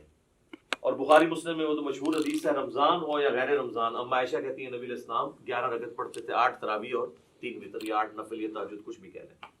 تو 3 وطر کا طریقہ یہ ہے کہ آپ نے وطر کو مغرب سے مختلف کرنا ہے, کیونکہ المستدرک للحاکم میں صحیح ابن حبان میں موجود ہے, نبی علیہ السلام نے فرمایا اسے مغرب سے مختلف کرو. اور مغرب سے مختلف کرنے کا طریقہ کیا ہے کہ 2 طریقے ہیں. ایک وہ ہے جو صحیح بخاری اور مسلم میں آیا ہے عبداللہ بن عمر سے, کہ وہ 2 رکعتیں پڑھنے کے بعد سلام پھیر دیا کرتے تھے, اور پھر سلام پھیرنے کے بعد اگر کسی اپنے غلام کو کوئی حکم دینا ہوتا تو حکم دیتے تاکہ یہ پتہ چل جائے کہ اس کے دوران بول سکتے ہیں, اور پھر 1 رکعت الگ سے پڑھا کرتے تھے. یہ مغرب سے مختلف کرنے کا ایک طریقہ ہے. دوسرا جو ہے وہ ہمیں سیدنا عمر فاروق رضی اللہ تعالیٰ عنہ سے صحیح ابن خزیمہ میں, ابن حبان میں, المستدرک للحاکم اور کئی کتابوں میں ملتا ہے کہ وہ کیا کرتے تھے کہ دوسرا جو تشہد ہے نا, جو 2 رکعتوں کے بعد جو تشہد ہے وہ نہیں بیٹھتے تھے. مغرب میں تو ہم بیٹھتے ہیں نا, تو دوسری رکعت میں بھی وہ جلسہ استراحت کرتے تھے اور تیسری رکعت کے لیے کھڑے ہو جاتے تھے. اور جب آپ تیسری رکعت کے لیے کھڑے ہوں گے, چونکہ یہ آڈ رکعت ہے, تو پھر یہ رفع الیدین سے شروع ہوگی. یہ بھی اکثر لوگ پوچھ رہے ہوتے ہیں کہ تیسری بغیر رفع الیدین دی ہوگی, رفع الیدین. سر آڈ رکعت سمپل فارمولہ ہے رفع الیدین کے ساتھ. رفع الیدین کتنے ہونے ہیں؟ 4 رفع الیدین تو اتفاقی ہیں.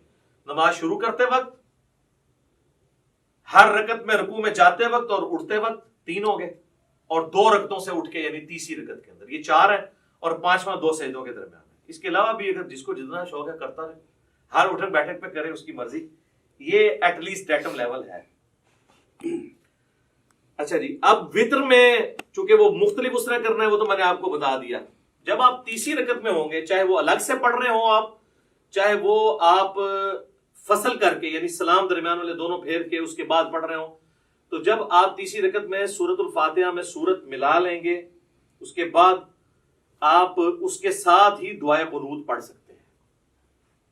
اللہم اہدنی فیمن ہدیت. آج کلپ چڑھ گیا ہوگی کہ اصل دعا کیڑی ہے, ٹھیک ہے جی. تو اور اس میں آپ ارسال الیدین اگر کیے ہوئے تو اس حالت میں پڑھیں گے, لیکن پڑھیں گے آپ رکوع سے پہلے. صحیح بخاری میں 1002 نمبر حدیث ہے, انس بن مالک کہتے ہیں وہ شخص غلط بیانی کر رہا ہے, جھوٹ بول رہا ہے, جو یہ کہہ رہا ہے کہ نبی صلی اللہ علیہ وآلہ وسلم قنوت وطر کی قنوت کی دعا جو ہے وہ رکوع کے بعد کیا کرتے تھے. آپ نے صرف 1 مہینہ رکوع کے بعد کی, وہ کافروں پہ بد دعا کی تھی, قنوت نازلہ. آپ ہمیشہ رکوع سے پہلے کرتے تھے. رکوع سے پہلے کیسے ہے, سورت ملائی, اس کے بعد یہ آپ نے پڑھ دیا اللہم اہدنی فیمن ہدیت, یہ دعا پوری کی, پھر آپ رفع الیدین کر کے رکوع میں چلے گئے. اور دوسرا طریقہ جو کم از کم 3 تابعین سے ثابت ہے اور سیدنا عمر سے بھی ثابت ہے, اور المصنف ابن ابی شیبہ میں, مستدرک الحاکم میں, صحیح ابن حبان کے اندر, ابن خزیمہ کے اندر, المعجم الکبیر طبرانی کے اندر ڈیٹیل سے مل جائے گا آپ کو کہ سیدنا عمر جو ہے وہ تکبیر کہتے تھے دعائے قنوت پڑھنے سے پہلے. یعنی سورت ملا لی, اس کے بعد سورت ملانے کے بعد آپ نے اللہ اکبر کیا, تکبیر کہی, اور دوبارہ ہاتھ باندھ کے آپ نے دعائے قنوت مانگی. اس میں ہاتھ نہیں اٹھانے ہوتے کیونکہ یہ قنوت نازلہ نہیں ہے, یہ عام قنوت ہے. عام قنوت میں ہاتھ باندھے جاتے ہیں, یا ارسال الیدین کر کے آپ پڑھیں. ہاتھ اٹھانے والی کافروں میں بد دعا ہے, اور وہ ہوتی بھی رکوع کے بعد ہے, اور وہ ہوتی بھی عموماً فرض رکعت جو فرض نماز ہے اس کی آخری رکعت میں رکوع میں جانے کے بعد ہوتی ہے, جو سنت ہے. وہ آپ کو قنوت والا چیپٹر مشکات میں مل جائے گا, ابو داؤد ترمذی ابن ماجہ کے حوالے سے حدیث مل جائے گی. اور جو قنوت وطر کے اندر کوئی قنوت نازلہ کرنا چاہتا ہے تو نبی علیہ السلام سے ثابت نہیں, لیکن صحابہ کرام سے, ابی ابن کعب سے صحیح ابن خزیمہ کے اندر موجود ہے, جس میں دعائے قنوت بھی انہوں نے پڑھی اور ساتھ درود شریف بھی پڑھا اینڈ کے اوپر, اور بھی دعائیں مانگی. وہ آپ کر سکتے ہیں, صحابہ کا یہ طریقہ. اور میں اس پہ اکثر کہتا ہوں کہ جو لوگ کہتے ہیں کہ صحابہ کرام نعوذ باللہ حجت نہیں ہے، ہم نے مرفوع حدیثی دیکھنی ہے، تو ان کے لیے لمحہ فکری ہے کہ وہ جتنی یہاں پہ قنوت نازلہ پڑھا رہے ہیں اپنے وطروں کے اندر رمضان میں، وہ تو صحابہ کا طریقہ ہے۔ جب داڑھی کی باری آتی ہے ہم نہیں کاٹتے، لیکن مٹھی کے بعد صحابہ کا اجماع ہے کہ کاٹنا جائز ہے۔ وہاں کہتے ہیں نہیں ہم نبی علیہ السلام کو دیکھ رہے ہیں، تو نبی علیہ السلام کو بھی نہیں آپ دیکھ رہے، نبی علیہ السلام کی تو مٹھی سے بڑی نہیں ہے، یہ بھی میں نے ثابت کیا ہے الحمدللہ۔ ساتھ ساتھ تھوڑی سی برین واشنگ ہوتی رہنی چاہیے، تبھی چیزوں کی سمجھ آتی ہے۔ تو اللہ اکبر کہہ کے ارسال الیدین کیا یا ہاتھ باندھے اور آپ نے دعائے قنوت پڑھی، اس کے بعد اللہ اکبر کہہ کے دعائے قنوت کے بعد روشی بھی پڑھنا ہے، اور پھر آپ نے وہ پورا کیا۔ اب چونکہ چاہے آپ نے فصل کیا ہوا ہے، درمیان میں 2 پڑھ کے سلام پھیرے ہوئے ہیں، یا آپ نے 2 کے بعد آپ کھڑے ہوئے ہیں، دونوں صورتوں میں تیسری رکعت تو آپ کی وتر کی آخری ہوگی، اس میں پھر آپ تورکی بیٹھیں گے۔ بلکہ سنن کبریٰ البیہقی میں یا مصنف ابن ابی شیبہ میں ملتا ہے نا کہ جس رات سیدنا ابو بکر کو دفن کیا گیا تو رمضان کی رات نہیں تھی، تو حضرت عمر نے کہا میں نے تو وتر ہی نہیں پڑھے ہوئے ہیں، تو پھر انہوں نے کہا میں جماعت کراتا ہوں تو میرے پیچھے وتر پڑھو۔ اس سے یہ بھی بات پتہ چلی کہ رمضان کے علاوہ وتر کی جماعت کروائی جا سکتی ہے۔ تو اس میں انہوں نے وتر اسی طریقے سے پڑھائے تھے کہ انہوں نے درمیان تشہد چھوڑا تھا اور اپنا 3 وتر پڑھائے تھے۔ اور وتر کے اوپر میرا ڈیٹیلڈ 130 مسئلہ ہے، اس میں میں نے ساری نیٹی گریٹیز ڈسکس کی ہیں، آج اس ڈیٹیل میں جانے کی ضرورت نہیں۔ نماز وتر بھی کمپلیٹ ہوگی تھی، کوئی چیز ہے تو نہیں کی نماز وتر کے حوالے سے؟ کون سی دعا آخر میں؟ وتر کے بعد جب ختم کرتے ہیں، وتر کے بعد وہ تو اذکار ہے نا، وہ وتر کے طریقے میں تو نہیں آتے، وہ تو ہے سبحان الملک القدوس اور 3 دفعہ پڑھ کے رب الملائکۃ والروح، آخری بار اس کو اونچی، وہ تو اذکار ہیں، وہ تو علیحدہ سے ہمارے لکھے ہوئے ہیں۔ فی الحال ہم طریقے کو ڈسکس کر رہے ہیں، اور یہ تو ہو گیا نماز وتر کا طریقہ۔ اب آ جائیں آپ نماز عیدین کے طریقے کے اوپر، تو وہ تو ہوتی 2 رکعت ہے، چاہے وہ عید الاضحیٰ ہو یا عید الفطر ہو، 2 رکعتیں ہوتی ہیں، اور اس میں 12 تکبیرات ہوتی ہیں، جو ابو داؤد کے اندر حدیث موجود ہے، الموطا امام مالک کے اندر موجود ہے کہ 7 تکبیرات سورۃ الفاتحہ سے پہلے پہلی رکعت میں، اور 5 تکبیرات سورۃ الفاتحہ سے پہلے دوسری رکعت میں۔ یہ طریقہ ہے، اور اگر کوئی بھول جائے تو رکوع کے بعد بھی کر سکتا ہے۔ اس میں طریقہ یہی ہے کہ اللہ اکبر کہہ کے آپ نماز شروع کریں گے۔ اگر آپ نے وضع الیدین کیا ہے تو آپ جب تکبیرات کہیں گے اللہ اکبر تو دوبارہ ہاتھ باندھیں گے۔ اگر آپ ارسال الیدین کر رہے ہیں تو اللہ اکبر اللہ اکبر، یوں 7 تکبیرات کو آپ پورا کریں گے، اور اس کے بعد یعنی ثنا پڑھنے کے بعد 7 تکبیرات، پھر اعوذ باللہ بسم اللہ پڑھ کے امام نے سورۃ الفاتحہ پڑھنی ہے، آپ نے سننی ہے، اور دوسری رکعت میں امام جب سورۃ الفاتحہ شروع کرنے لگے گا اس سے پہلے وہ تکبیرات کہتا ہے۔ اگر کوئی پہلے میں بھول گیا ہوا ہے تو دوسرے میں 12 پوری کر لے، یعنی یہ زائد تکبیرات ہی ہیں، سنت افضل عمل ہے۔ تو عید کی نماز کے اندر یہ ایک مین چیز ہے، اور عید کی نماز جمعے کی طرح دن کی نماز ہونے کے باوجود جہری نماز ہے۔ ویسے دن کی جتنی نمازیں ہیں وہ سرن ہے، چاہے زور ایسا ہے، جمعے کی بلند آواز سے ہوتی ہے، اور عید کی بھی اگرچہ دن کی نماز ہے لیکن وہ جہرن پڑھی جاتی ہے۔ اور دوسرا فرق یہ ہے کہ جمعے میں خطبہ پہلے ہوتا ہے، نماز بعد میں، اور عیدین کے اندر کیا ہوتا ہے؟ نماز پہلے خطبہ بعد۔ باقی وہ آل امیہ نے پہلے شروع کروا دیا تھا، کیونکہ بعد میں حضرت علی کے اوپر وہ لانتے کرتے تھے، تو ظاہر سامنے تو صحابہ بیٹھے تھے۔ 5 تکبیروں میں باندھنے، یار میں نے بتایا ہے کہ اگر ارسال الیدین کر رہے ہیں تو ارسال الیدین کریں گے، اگر وضع الیدین کرنا ہے تو وضع الیدین، چھوڑنا نہیں ہے، حنفی چھوڑتے ہیں مجھے پتا ہے، ہاں وہ میں نے کلیئر کر دیا کیا کرنا ہے، اسی لیے کہا ہے تو اس کو مزید کلیئر کرتے ہیں۔ تو عید کی نماز کے اندر ہمارے حنفی بھائیوں کے اندر یہ چیز موجود ہے کہ وہ ارسال الیدین کرتے ہیں، اور آخری دفعہ جب وہ تکبیر کہتے ہیں، خیر وہ 12 تکبیریں تو کہتے بھی نہیں، وہ 6 تکبیریں کہتے ہیں، تو اس کو باندھتے ہیں۔ تو ٹھیک ہے یار، کسی بہانے چلو سال بعد یا رفع دین کر رہے ہیں، کرن دو۔ شکر ہے کہ وہ جو گھوڑوں کی دموں والا انہوں نے ایک تماشا لگایا ہوا تھا، اور وہ کہتے تھے وہ بت رکھ کے آتے تھے، وہ ساری چیزیں ختم ہو جاتی ہیں۔ رفع الیدین نماز کا سکون برباد کرتا ہے، تو جے سال بعد وہ سکون والی نماز دی بے سکونی کرنے لگے نا، یعنی سنت کے مطابق عمل کرنے ہی لگے، تو کرنے دیں یار، باندھنا کرا دیو کدھر رفع الیدین ہونا تھا۔ عید قائم ہے تو ان کی ڈاکٹرین ختم ہے، وہ کہتے ہیں نماز کے سکون کو برباد کرتا ہے تو پھر ہر رفع الیدین کرے گا، وہ کہتے ہیں بس پہلا ٹھیک ہے، اس کے بعد جو ہے وہ برباد کرتا ہے۔ تو وہ قنوت وتر والا بھی رفع الیدین کرتے ہیں، ان کو کرنے دیں، ہم بھی کرتے ہیں، تو میں بتا رہا تھا کہ عید کی نماز کا جو پہلا خطبہ ہے انہوں نے شروع اس لیے کرایا کہ بعد میں تو یہ بھیجتے تھے لانتے، تو لوگ بھیجتے تھے ان کے اوپر لانتے، ٹھیک ہے، اور میں نے یہ بخاری مسلم سے ثابت کی ہے یہ کیا سلسلہ شروع ہوا. تو کربلا ہر جگہ آئے گی، یہ آپ نے یاد رکھنا ہے، کربلا سے آپ کی جان نہیں چھوٹنی، ٹھیک ہے. تو یہ ہو گیا جناب عیدین کا طریقہ، دونوں عید کی نمازوں کا یہی طریقہ ہے. اور نیت سب کے لیے وہی ہے، ذہن میں حاضر کرنی ہے. لوگ عید والے دن نیت یاد کرا رہے ہوتے ہیں کہ جناب یاد کر لو ہے کرنی ہے. اچھا جی، اب آ جائیں اب آخر میں نماز جنازہ کی. نماز جنازہ بھی جو ہے یہ بھی کبھی کبھاری پڑھنی ہوتی ہے، اس لیے اس کی بھی تکبیرات کس طریقے سے ہوں گی، نیت کیا ہے وہ لوگ یاد کروا رہے ہوتے ہیں. نیت پھر ذہن کو حاضر کرنے کا نام ہے اور آپ نے نماز پڑھی. لیکن نماز جنازہ اس لیے مختلف ہے کہ یہ عام نمازوں کی طرح نہیں ہے، نہ اس میں رکوع ہے نہ اس میں سجدہ ہے، اس لیے اس کا پروٹوکول ذرا ڈیفرنٹ ہے. پروٹوکول ڈیفرنٹ ہے تو پھر ظاہر ہے اس کے اندر جب آپ اللہ اکبر کہہ کے نماز شروع کریں گے، وضو الیدین کریں یا ارسال الیدین کریں، تو پہلی تکبیر کے بعد ثنا گوئی نہیں ہے اس کے اندر، وہ روایتیں کمزور ہیں. اعوذ باللہ من الشیطان الرجیم بسم اللہ پڑھ کے سورۃ الفاتحہ ہے اور ساتھ کوئی ایک سورت آپ ملا لیں، یہ سنت ہے. اور دوسری تکبیر جب آپ کہیں گے اللہ اکبر کہہ کے ہاتھ باندھ لیں گے، اگر ارسال الیدین کر رہے ہیں دونوں طریقے درست ہیں، اگر باندھ رہے ہیں تو آپ پھر اس حالت میں درود شریف پڑھیں گے.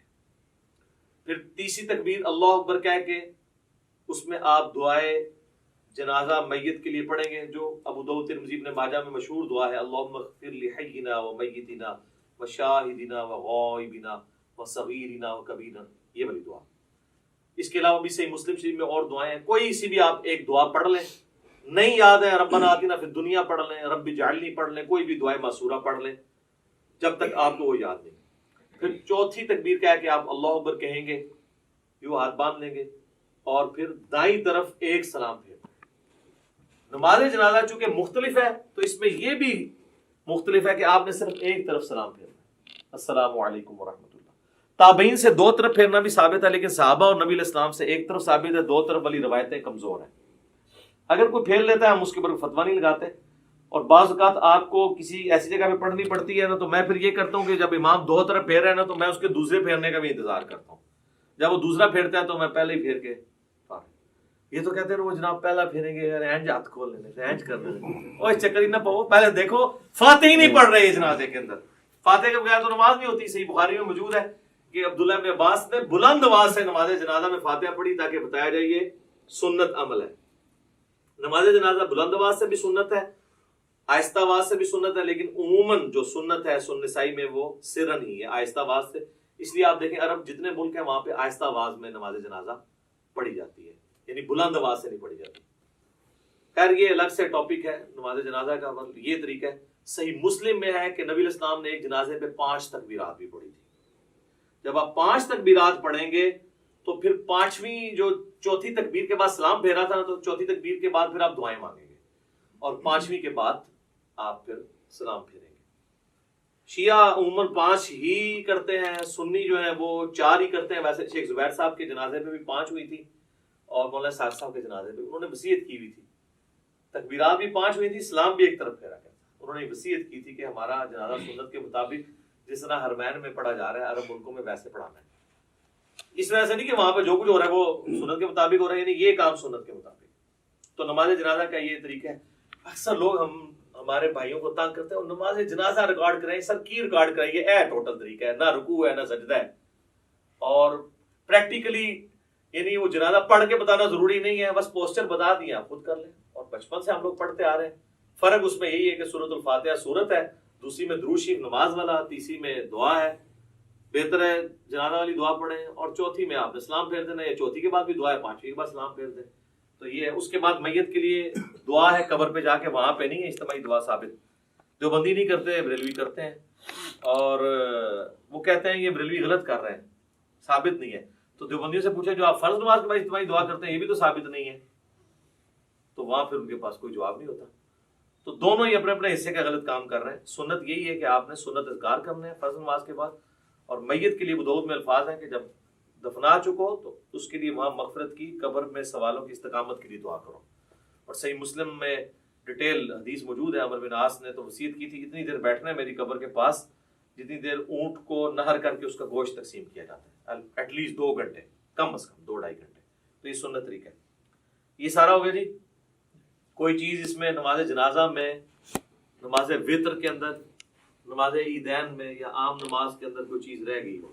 جنازے میں کوئی کسی بندے کی تکبیرات چھوٹ جائے، ہاں اس میں یہ ہے کہ جس طرح عام نماز میں تو ہمیں پتہ نا کہ اگر کوئی رکعت چھوٹ جائے تو وہ رکعت پوری کرنی ہوتی ہے، تو اس میں بھی اگر آپ کی تکبیرات چھوٹ گئی ہوئی ہیں نا تو آپ نے تکبیرات جو ہیں وہ پوری کرنی ہے. اب چونکہ اگر سرن ہو رہا ہے پھر تو آپ کو پتہ ہی نہیں کون سی تکبیر چل رہی ہے، تو آپ اپنی ترتیب سے ہی کریں. آپ یہی سمجھیں وہ آپ کی پہلی ہے، آپ سورۃ الفاتحہ پڑھ لیں، اور اگر جہرن ہو رہی ہے تو آپ اسی کو فالو کریں، اور جو رہ گئی ہے امام کے سلام پھیرنے کے بعد آپ اس کو مکمل کریں ان تکبیرات کو.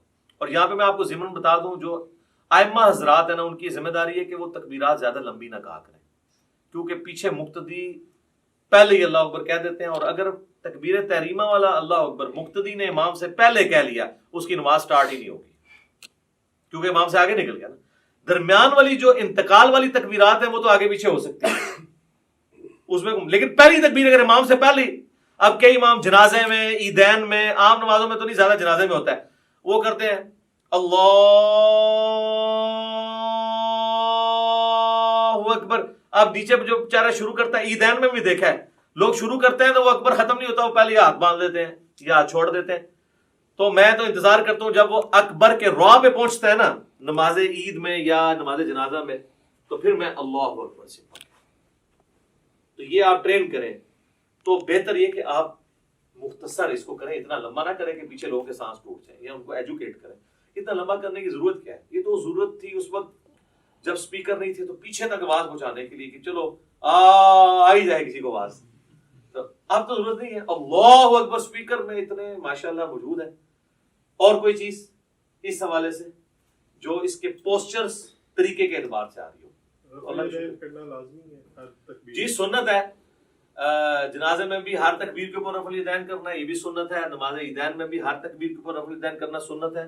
ابو داؤد میں واضح حدیث ہے، مسند احمد میں موجود ہے. عبداللہ بن عمر کہتے ہیں کہ قیام کی حالت میں نبی علیہ السلام جب بھی تکبیر کہتے تھے تو اپنے ہاتھوں کو بلند کرتے تھے. تو یہ جنرل ہے، ٹھیک ہے. شیخ البانی کا یہ موقف ہے کہ جنازے میں عیدین میں چھوڑ بھی سکتے ہیں، اور یہاں پہ بھی جو البانی صاحب کے فالوور ہیں وہ عید کے خطبے میں کہہ رہے ہوتے ہیں چھوڑ بھی دیتے ہوں. میں خدا دا ناج حنفی سال بعد کرنے لگے جو وہ بھی چھڑان لگے ہو. کیوں اس طرح کی باتیں بتاتے ہیں جو سند سے ثابت ہی نہیں ہے؟ یہ بالکل غلط ہے. رفع الیدین تو المعجم الکبیر طبرانی پہ ہے کہ رفع الیدین کرنے پہ ہر انگلی کے عوض آپ کو 10 نیکیاں ملتی ہیں. تو اسی لیے تو ہم قنوت وتر سے پہلے بھی رفع الیدین کرتے ہیں تاکہ ہم یہ نیکیاں ضائع نہ کریں، ٹھیک ہے. تو یہ آپ 10 انگلی ہیں تو 10 ضرب 10 کر لیں. تو رفع الیدین کریں جی، وتر میں بھی کریں، عام حالت میں بھی کریں، جتنا آپ کر سکتے ہیں کریں. اب تو اللہ کا فضل ہے کہ رفع الیدین کی ایکسیپٹنس آ گئی ہے. کوئی مسجد ایسی نہیں ہے جہاں پہ آپ کو آمین اونچی کہنے والے رفع الیدین والے نہ ملیں. انقلاب تو آیا ہے نا جی، صدا تو جھوم رہی ہے ہر طرف سے کہ نہ میں وہابی نہ میں بابی، میں ہوں مسلم، علمی کتاب. اللہ کا شکر ہے لوگ کتابوں کے ساتھ جڑ گئے. چلیں جی، یہ سارا میں نے اس لیے بیان کیا تاکہ آپ کو ایک بلو پرنٹ اس حوالے سے کلیئر ہو جائے. اور اس میں اب میں پریکٹیکلی نماز پڑھ کے آپ کو بتاؤں گا تاکہ یہ پتہ بھی چلے کہ پڑھنا کس بیچ میں کیا کچھ پڑھنا ہے. اور اس میں پوسچر اس طریقے سے بناؤں گا جو میں نے آپ کو ایجوکیٹ کی ہیں، انہی پوسچرز کے مطابق میں آپ کو لے کے چل رہا ہوں گا تاکہ آپ اس سنت کے مطابق نماز کے طریقے کے اوپر عمل کر سکیں. تو اب انشاءاللہ تعالیٰ میں پریکٹیکلی نماز پڑھ کے بتاؤں گا انشاءاللہ. اچھا میرے بھائیو، اب میں انشاءاللہ آپ کو پریکٹیکلی کم از کم 2 رکعت پڑھ کے بتاؤں گا تاکہ آپ کو پتہ چلے کہ نماز کے اندر کون کون سی تسبیحات پڑھنی ہے، ثنا کیسے پڑھنی ہے، سورۃ الفاتحہ، جو ایک کم از کم درجہ نماز کا اتنا ہونا چاہیے. باقی آپ جتنا گڑ ڈالیں گے اتنا میٹھا ہے. تو چند تسبیحات کے ساتھ میں اس کو کور کروں گا تاکہ آپ لوگ وہ چیزیں یاد بھی کر سکیں. جو لوگ سن کے یاد کرنے کے عادی ہیں ان کے لیے انشاءاللہ تعالیٰ آسانی ہوگی انشاءاللہ تعالیٰ. ساتھ ساتھ پوسچر بھی کور ہو جائیں گے انشاءاللہ تعالیٰ.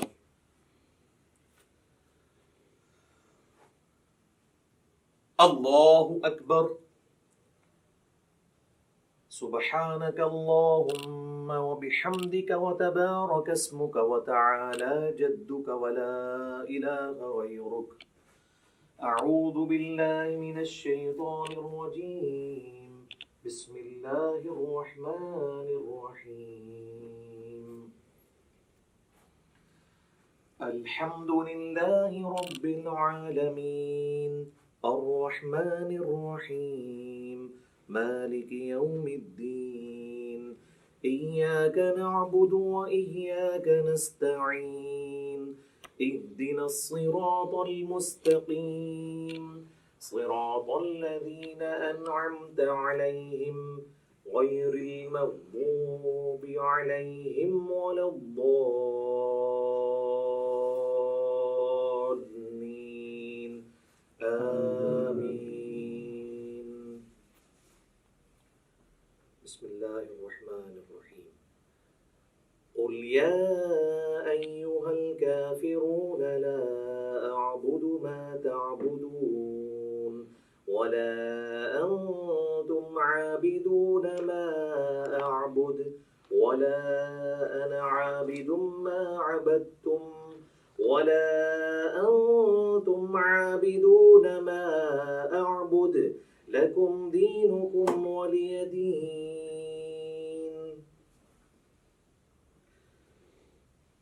الله أكبر سبحان ربي العظيم سبحان ربي العظيم سبحان ربي العظيم سبحانك اللهم ربنا وبحمدك اللهم اغفر لي سبوح قدوس رب الملائكة والروح سمع الله لمن حمده اللهم ربنا ولك الحمد حمدا كثيرا طيبا مباركا فيه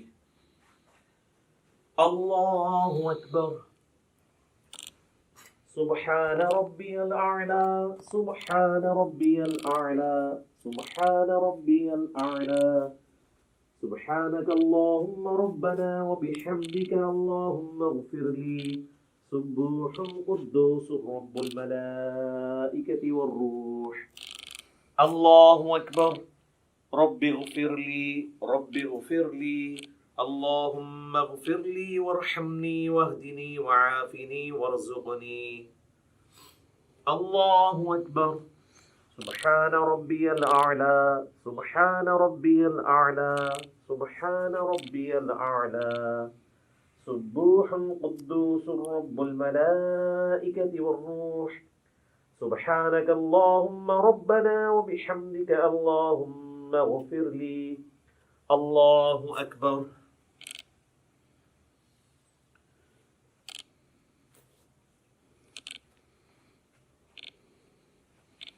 بسم الله الرحمن الرحيم الحمد لله رب العالمين الرحمن الرحيم مالك يوم الدين إياك نعبد وإياك نستعين اهدنا الصراط المستقيم صراط الذين أنعمت عليهم غير المغضوب عليهم ولا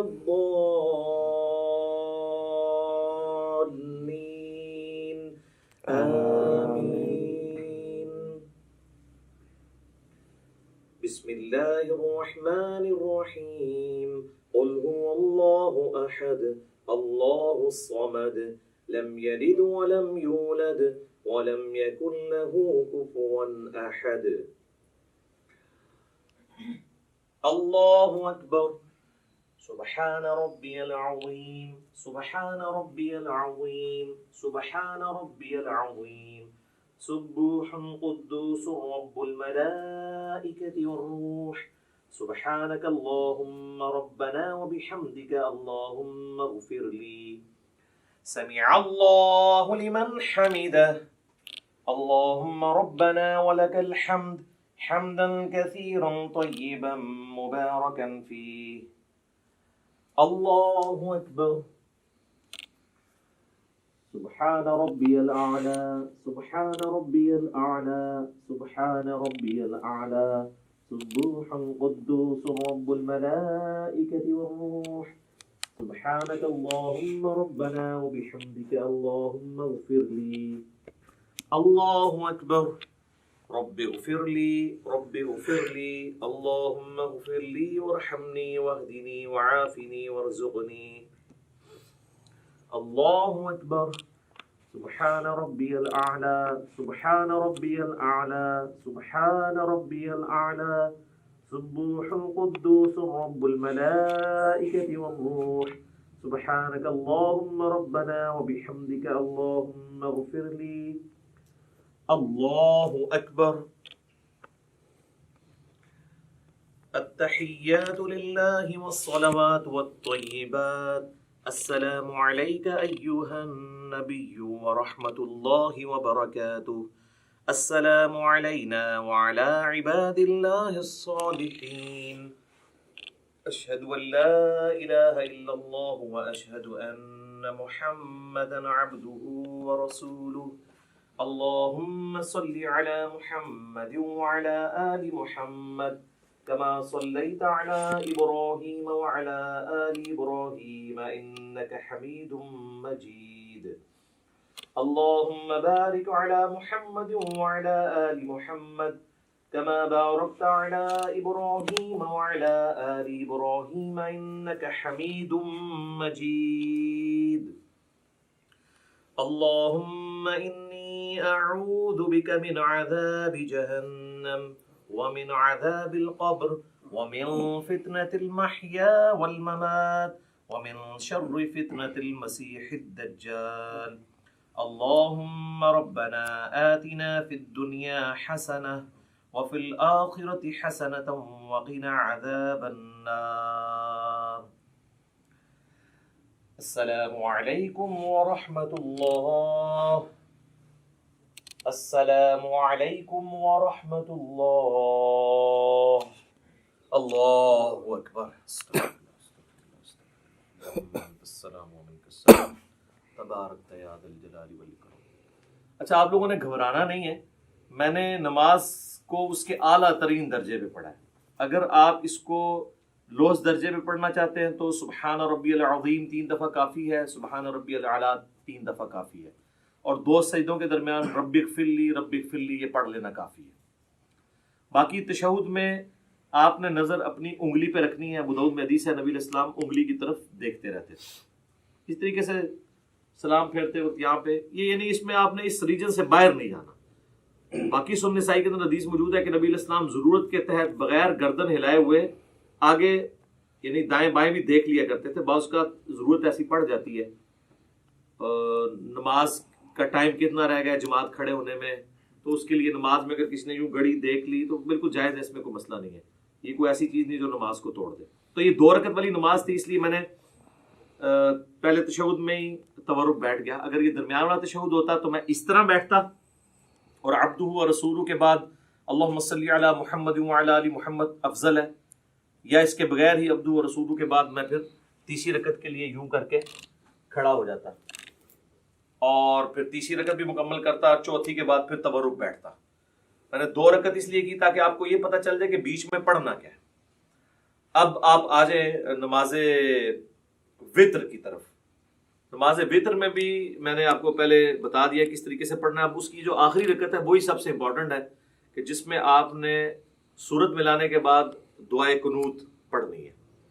سنت یہی ہے کہ پہلی رکعت میں آپ سبح اسم ربک الاعلی پڑھیں، دوسری میں قل یا ایھا الکافرون، اور تیسری میں قل ھو اللہ احد، اور قل اعوذ برب الفلق قل اعوذ برب الناس بھی ثابت ہے. تو بہرحال فرض کیا ہم وطر کی تیسری رکعت میں پہنچ گئے ہیں، ہم نے سورت بھی ملا لی ہے. اگر ہم وضع الیدین کر کے نماز پڑھ رہے ہیں تو میں اسی سے سٹارٹ لیتا ہوں تاکہ آپ کو پتہ چلے اس کے بعد کرنا کیا ہے. بسم اللہ الرحمن الرحیم. قل هو اللہ احد اللہ الصمد لم یلد ولم یولد ولم یکن له کفوا احد. اللہ اکبر. اللهم اهدني فيمن هديت وعافني فيمن عافيت وتولني فيمن توليت وبارك لي فيما أعطيت وقني شر ما قضيت فإنك تقضي ولا يقضى عليك إنه لا يذل من واليت ولا يعز من عاديت تباركت ربنا وتعاليت. اللهم صل على محمد وعلى آل محمد كما صليت على إبراهيم وعلى آل إبراهيم إنك حميد مجيد. اللهم بارك على محمد وعلى آل محمد كما باركت على إبراهيم وعلى آل إبراهيم إنك حميد مجيد. الله أكبر. سبحان ربي العظيم سبحان ربي العظيم سبحان ربي العظيم. سمع الله لمن حمده. اللهم ربنا ولك الحمد حمدا كثيرا طيبا مباركا فيه. پھر اسی طریقے سے آپ نے کنٹینیو کرنا ہے. یہ وہ ڈفرنس تھا. باقی جو عید کی تکبیرات ہیں وہ تو بتانے کی ضرورت نہیں ہے. سورۃ الفاتحہ سے پہلے آپ نے ہر دفعہ اللہ اکبر کہنا ہے. پھر سال الیدین کر رہے ہیں تو ہاتھ چھوڑ دینے ہیں. اگر وضع الیدین سے نماز پڑھ رہے ہیں تو ہر تکبیر کے بعد آپ نے ہاتھ باندھنے ہیں. اور یہ جو 7 تکبیریں جب ہو جائیں گی، پہلی تو نماز سٹارٹ کرنے والی ہے، جو 8ویں تکبیر وہ بن رہی ہوگی جس میں آپ نے سورہ فاتحہ شروع کرنی ہے، کیونکہ 7 پہلی میں جو ہیں وہ زائد ہیں اور 5 دوسری کے اندر زائد ہیں. اب آ جائیں نماز جنازہ. وہ تو پریکٹیکلی پڑھ کے بھی بتایا جا سکتا ہے، اتنا لمبا نہیں ہے. پہلی رکعت یعنی پہلی جو اس کی تکبیر ہے اس کے بعد اللہ اکبر کہہ کے اگر آپ وضع الیدین کر رہے ہیں تو اس حالت میں، اور ارسال الیدین کر رہے ہیں تو اس حال کے اندر آپ نے سورۃ الفاتحہ اور سورت ملانی ہے. اور دوسری میں آپ نے اللہ اکبر کہہ کے جو ہے وہ درود شریف پڑھنا ہے نماز والا. پھر اللہ اکبر کہہ کے ہر دفعہ رفع الیدین کرنا ہے. تیسری میں آپ نے جو ہے وہ دعا پڑھنی ہے، وہ میں آپ کو پڑھ کے بتا دیتا ہوں. اللہم اغفر لحینا ومیتنا وشاہدنا وغائبنا وصغیرنا وکبیرنا وذکرنا وانثانا. اللہم من احییتہ منا فاحیہ علی الاسلام ومن توفیتہ منا فتوفہ علی الایمان. اللہ اکبر.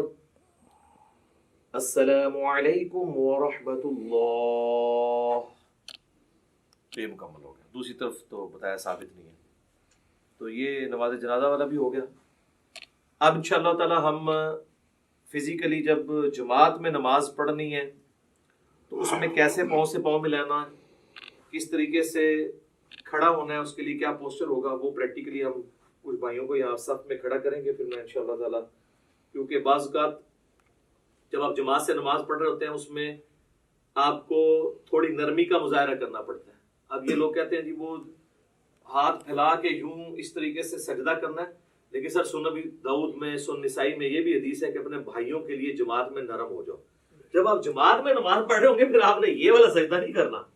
ویسے آپ بے شک یہ بھی کر لیں، کوئی مسئلہ نہیں ہے، ٹھیک ہے، لیکن جب آپ جماعت میں ہوں گے تو آپ کوشش کریں گے کہ تھوڑے سمٹیں. اور اب اس میں اگر آپ کا یہ حصہ یہاں اپنے ساتھ لگ جاتا ہے کوئی مسئلہ نہیں. ایک چیز ہے جس کی مانت ہے کہ جو کونی ہے وہ زمین پہ نہ لگے، کتے کی طرح بچھانی نہیں ہے. اس کے علاوہ اگر کسی کا یوں مل جاتا ہے یا یہاں سے یہ بھی مل جاتا ہے تو کوئی اس میں مسئلہ نہیں ہے. حتیٰ کہ صحیح بخاری میں آتا ہے کہ جب مسجد میں رش ہوتا تھا صحابہ کرام کہتے ہیں ہم ایک دوسرے کی پیٹھوں کے اوپر سجدے کر رہے ہوتے تھے، اور اگر زمین گرم ہوتی تھی تو اپنی پگڑی کا پیچ جو ہے وہ آگے کر لیتے تھے تاکہ ماتھا نہ جلے. تو وہ اتنا کوئی ایشو نہیں ہے. ایون بخاری مسلم میں آتا ہے کہ نبی علیہ السلام نے قیام جو ہے اور رکوع جو ہے وہ ممبر کے اوپر کیا ہے، اور سجدے کے لیے ممبر کی سیڑھیاں اتر کے تو نماز پڑھی ہے. یہ فرض نماز کی بتا رہا ہوں، چونکہ ہمارے معاشرے میں ساری چیزیں معیوب سمجھی جاتی ہیں. تعلیم دینے کے لیے نہیں، فزیکلی آپ نے اس طرح نماز پڑھی ہے تو کوئی اتنا ایشو نہیں ہوتا. چھوٹی چھوٹی چیزوں کو مذاق بنایا ہوتا ہے. اس میں ہی ہم آپ کو یہ بھی بتا دیتے ہیں جماعت کی نماز کو پریکٹیکلی کرنے سے پہلے کہ اگر آپ 2 بندوں کی جماعت کروا رہے ہیں نا تو یہ آپ بالکل ساتھ کھڑا کریں گے. یہ جو کہتے ہیں نا جی امام جو ہے اس طرح کھڑا ہو، نہیں، وہ تو واضح صحیح بخاری موجود ہے. حضرت عبداللہ ابن پنجے قبلہ رخ ہونے چاہیے. یہ ایڑیاں ملانے کے چکر میں اور یوں کرنے کے چکر میں یہ پنجے ڈسٹرب کرتے ہیں، یہ بالکل غلط ہے. پاؤں ملانے کا حکم ہے، ایڑی سیدھ میں کرنی ہے. ایڑی کبھی بھی اس طریقے سے نہیں مل سکتی ہے کیونکہ پنجے چوڑے ہوتے ہیں، پنجے ہی ملیں گے اور آپ قبلہ رخ سے تو نہیں آپ کمپرومائز کر سکتے. تو اس طرح بالکل برابر رکھنا ہے. نشانی یہ ہے کہ جو لیفٹ پہ کھڑا ہوگا وہ امام ہوگا. صحیح بخاری میں عبداللہ ابن عباس کہتے ہیں کہ میں نبی علیہ السلام تہجد کی نماز پڑھ رہے تھے تو میں آپ کے لیفٹ پہ آ کے کھڑا ہو گیا تو آپ نے مجھے کان سے پکڑ کے یوں یہاں لا کے کھڑا کیا تو نماز بھی نہیں ٹوٹی. یہ کہتے ہیں انگوٹھا ہل جائے نماز ٹوٹ جاتی ہے. تو دائیں طرف کھڑا کیا, اس میں یہ کئی الفاظ نہیں ہے کہ مجھے دائیں طرف تھوڑا سا پیچھے کھڑا کیا, بالکل صاف. یہ ملیں گے. اب آپ دیکھیں اللہ اکبر کیا کہ جب ہم, آپ بھی کریں اللہ اکبر, یہ ہاتھ باندھ رہے ہیں نا, اب انہوں نے بھی اپنے جسم کے مطابق کھولا ہوا ہے, میں نے بھی اپنے جسم کے مطابق. تو آپ دیکھ رہے ہیں کہ ہمارا شولڈر بھی جو ہے نا, یہ شولڈر سینٹر سے آگے کور کریں, شولڈر بھی مل رہے ہیں. اگر میں ذرا سا پاؤں زیادہ کھول دوں گا تو ہمارے شولڈر نہیں ملیں گے. آپ یہ دیکھیں میں آپ کو پریکٹیکلی کر کے بتاتا ہوں. یہ میں نے پاؤں کھولے نا تو اب یہ شولڈر دور ہو جائیں گے. پاؤں ملے ہوئے ہیں, پاؤں پہ زور ہوتا ہے شولڈر نہیں, اور بعض کا ایسا زور ہوتا ہے کہ اگلے کے پاؤں درد کرنا شروع کر دیتے ہیں. تو آپ نے درمیان میں یوں رکھنا ہے اسے. اس طریقے سے اللہ اکبر کہہ کے رکوع میں جائیں گے تو یہ ساتھ ہی رہنا ہے اس طرح, ٹھیک ہے جی. اور اب مسئلہ آئے گا جب ہم نے تورک بیٹھنا ہوگا. تو اب آپ دیکھیں جب ہم سمیع اللہ لمن حمدہ ربنا ولک الحمد کہہ کے ہم جاتے ہیں سجدے کے بعد, جب ہم تورک بیٹھنے لگیں گے نا, اگر ہم نے اتنا کھولا ہوا ہے نا, اگر میں تورک نہیں بیٹھوں گا یہ تورک کبھی بھی نہیں بیٹھ سکتے, کیونکہ یہ میرے اوپر ہی آگے گر جائیں گے, کیونکہ ایک اینگل پہ شفٹ ہوتے ہیں. تو آپ دیکھیں میں آپ تورک بیٹھنے لگوں یہ بھی بیٹھیں گے, یہ دیکھیں خود بخود اینگل سیٹ ہو گئے. اگر آپ ذرا دوسری طرح بیٹھیں, میں ایسے ہی بیٹھا رہوں اور اب آپ تورک بیٹھیں تو یہ میرے اوپر ہی آگے گریں گے. میں نے اب کیا نماز پڑھنی ہے؟ ایک بندہ بھی تورک چھوڑ دے. اچھا کئی لوگ وہ جماعت سے لیٹ ملتے ہیں, وہ کہتے ہیں ہماری تو درمیان والی رکعت ہے, ہم نے تورک کیوں بیٹھنا ہے؟ بھئی جب آپ امام کے پیچھے ہیں نا تو اب آپ اس جماعت کو فالو کریں. پھر یہ بھی پوچھ رہے ہوتے ہیں جی امام کی تیسری ہے ہماری دوسری, ہم رفع دین کریں یا نہ کریں؟ بھئی امام کر رہے تو آپ کریں گے, اس لیے کہ آپ اپنی پہلی رکعت میں تشہد بیٹھتے ہیں کیا؟ نہیں. لیکن جب امام کے ساتھ آپ دوسری میں آ کے بیٹھتے ہیں تو آپ کی وہ پہلی ہوتی ہے, لیکن آپ امام کی وجہ سے تشہد بیٹھ جاتے ہیں. تو باقی چیزیں بھی امام کے مطابق فالو کریں, یہ بہتر طریقہ ہے. تو یہ تورک میں یہ چیز ضروری تھی. ایک بندہ بھی ڈنڈی مارے گا تورک, اور اگر کسی نے آپ کے ساتھ والے ڈنڈی مار دی ہے تو اب بہتر یہ ہے کہ آپ اس پہ گرنے کی بجائے نا آپ بھی پھر اسی طریقے سے ہی بیٹھتے ہیں. بھئی کئی لوگ پوچھ بھی رہے ہوتے ہیں کہ جی ہم موٹے ہیں تورک نہیں بیٹھ سکتے, نماز ہو جائے گی میرے بھائی اگر کسی کے لیے. میں نے تو بڑے بڑے موٹے لوگوں کو بھی دیکھا ہے, بل وہ پھر تورک تو ایسا بیٹھتے ہیں, دو بندے نا تورک ملتے نے ہو نال تسی بیٹھ جاؤ تو ان کو بالکل لحاظ نہیں ہوتا کہ ادھر والے کا کیا بن رہا ہے ادھر والے کا کیا بن رہا ہے. تو بہت موٹا بندہ ہے, موٹاپا ویسے پسند بھی نہیں ہے نا, اسی لیے پسند نہیں ہے. تو وہ یہ تورک, آپ جب تک آپ تورک آسانی سے بیٹھ رہے ہیں تو آپ سمجھ لیں آپ سمارٹ ہیں. یہ آپ کا چیک پوائنٹ ہے. جیسا میں کہتا ہوں نماز کی 3 بریکیں ہیں. ایک رفع الیدین, رفع الیدین نہ ہو تو دڑا دڑ آپ پڑھیں گے. دوسرا جلسہ استراحت, کہ آپ نے دوسری رکعت میں اٹھنے کے لیے دوسرے سجدے کے بعد بیٹھ کے اٹھنا ہے. اور تیسرا آپ جو سجدے میں جانے سے پہلے ہاتھ لگاتے ہیں. جو لوگ ہاتھ نہیں لگاتے ڈائریکٹ جاتے ہیں وہ تو بڑی تیزی سے پڑھ رہے ہوتے ہیں. یہ دیکھیں نا آپ جس نے ہاتھ لگانا ہے اس نے تو پہلے ایسے کرنا ہے. یہ 3 بریکیں نماز کی اللہ نے رکھی ہیں جس کی وجہ سے نماز کی سپیڈ کنٹرول رہتی ہے. اب انشاءاللہ تعالی ہم چند بھائیوں کو یہاں پہ صف میں کھڑا کریں گے اور چیک کریں گے کہ صف میں کتنا پاؤں کھولیں. زیادہ کھول دیں گے تو پاؤں تو ملیں گے, شولڈر نہیں ملیں گے. اور بعض ایسے ہوتے ہیں ایک پاؤں تو انہوں نے ایسے ملایا ہوتا ہے, دوسرا اتنی دور ہوتا ہے کہ سامنے والا بندہ پاؤں جوڑتے جوڑتے ایسے ہو جاتا ہے بیچارہ, اور لت درد کرنی شروع کر دیتی ہے. تو میرا خیال ہے کچھ لوگ اب جو ہے نا ادھر سے کھڑے ہونا جی, ادھر سامنے آ کے باری باری سب کو کروا لیتے ہیں نا جی. اچھا میرے بھائیو, اب انشاءاللہ تعالیٰ آپ کو پریکٹیکلی بتائیں گے کہ صف میں جب زیادہ نمازی کھڑے ہوں گے تو کس طریقے سے انہوں نے نماز پڑھنی ہے. 2 ہوں گے تو ساتھ کھڑا کرنا ہے, اور 2 سے زیادہ ہوں گے تو امام آگے ہوگا, پیچھے ہوں گے باقی. البتہ اگر میاں بیوی جماعت کروا رہے ہیں تو وہ ساتھ اپنی بیوی کو نہیں کھڑا کرے گا, بیوی ایگزیکٹ اس کے پیچھے کھڑی ہوگی. اور ترتیب یہ ہے کہ سب سے آگے جو ہے وہ مردوں کی صف ہوتی ہے, اس کے پیچھے بچوں اور غلاموں کی, اور اینڈ پہ عورتوں کی صف ہوتی ہے. تو اب یہ ہم نے صف کے اندر 1 2 3 4 5 6 7 8 9 بھائیوں کو کھڑا کیا ہے. 8 اللہ وطر ہے, وطر کو پسند کرتا ہے. آپ دیکھیں جی انہوں نے اپنے جو ہے وہ پاؤں اتنے کھولے ہوئے ہیں جتنے ان کے جسم ہے, اس سے زیادہ نہیں کھولے, ورنہ پھر ان کے کندھے نہیں ملیں گے. آپ دیکھیں ان کے پاؤں بھی ملے ہوئے ہیں اور ان کے کندھے بھی ملے ہوئے ہیں. ہاں جی پیچھے کر کے ذرا کندھے ان کے ذرا کور دکھائیں, دور سے ہی دکھا دیں آپ, ادھر ہی دیکھیں کندھے ان سب کے ملے ہوئے ہیں. اگر ان میں سے کسی نے ذرا سے پاؤں زیادہ کھول دیے کم, تو پھر ان کے لیے یہ تھوڑا سا ویسے ہوا ہے ان کا, ٹھیک ہے. یہ آپ نے خود ڈیسائیڈ کرنا ہے. شعیب بھائی آپ کو پاؤں زیادہ پھیلانے ہوں گے، آپ کے اوپر سے باڈی چوڑی ہے، ہاں یہ آپ نے غلط کیا ہے، اور ٹھیک ہو گیا جی. پاؤں کے پنجے قبلہ رخ ہیں، ایڑیاں سیدھ میں ہیں، اور یہ صحیح بخاری میں موجود ہے کہ صحابہ کرام کہتے ہیں کہ جب ہم صف سیدھی کرتے تو پاؤں سے پاؤں یلزقو کے الفاظ ہیں، مل جایا کرتے تھے. ایڑیاں ملیں گی، پنجے آگے پیچھے ہو سکتے ہیں.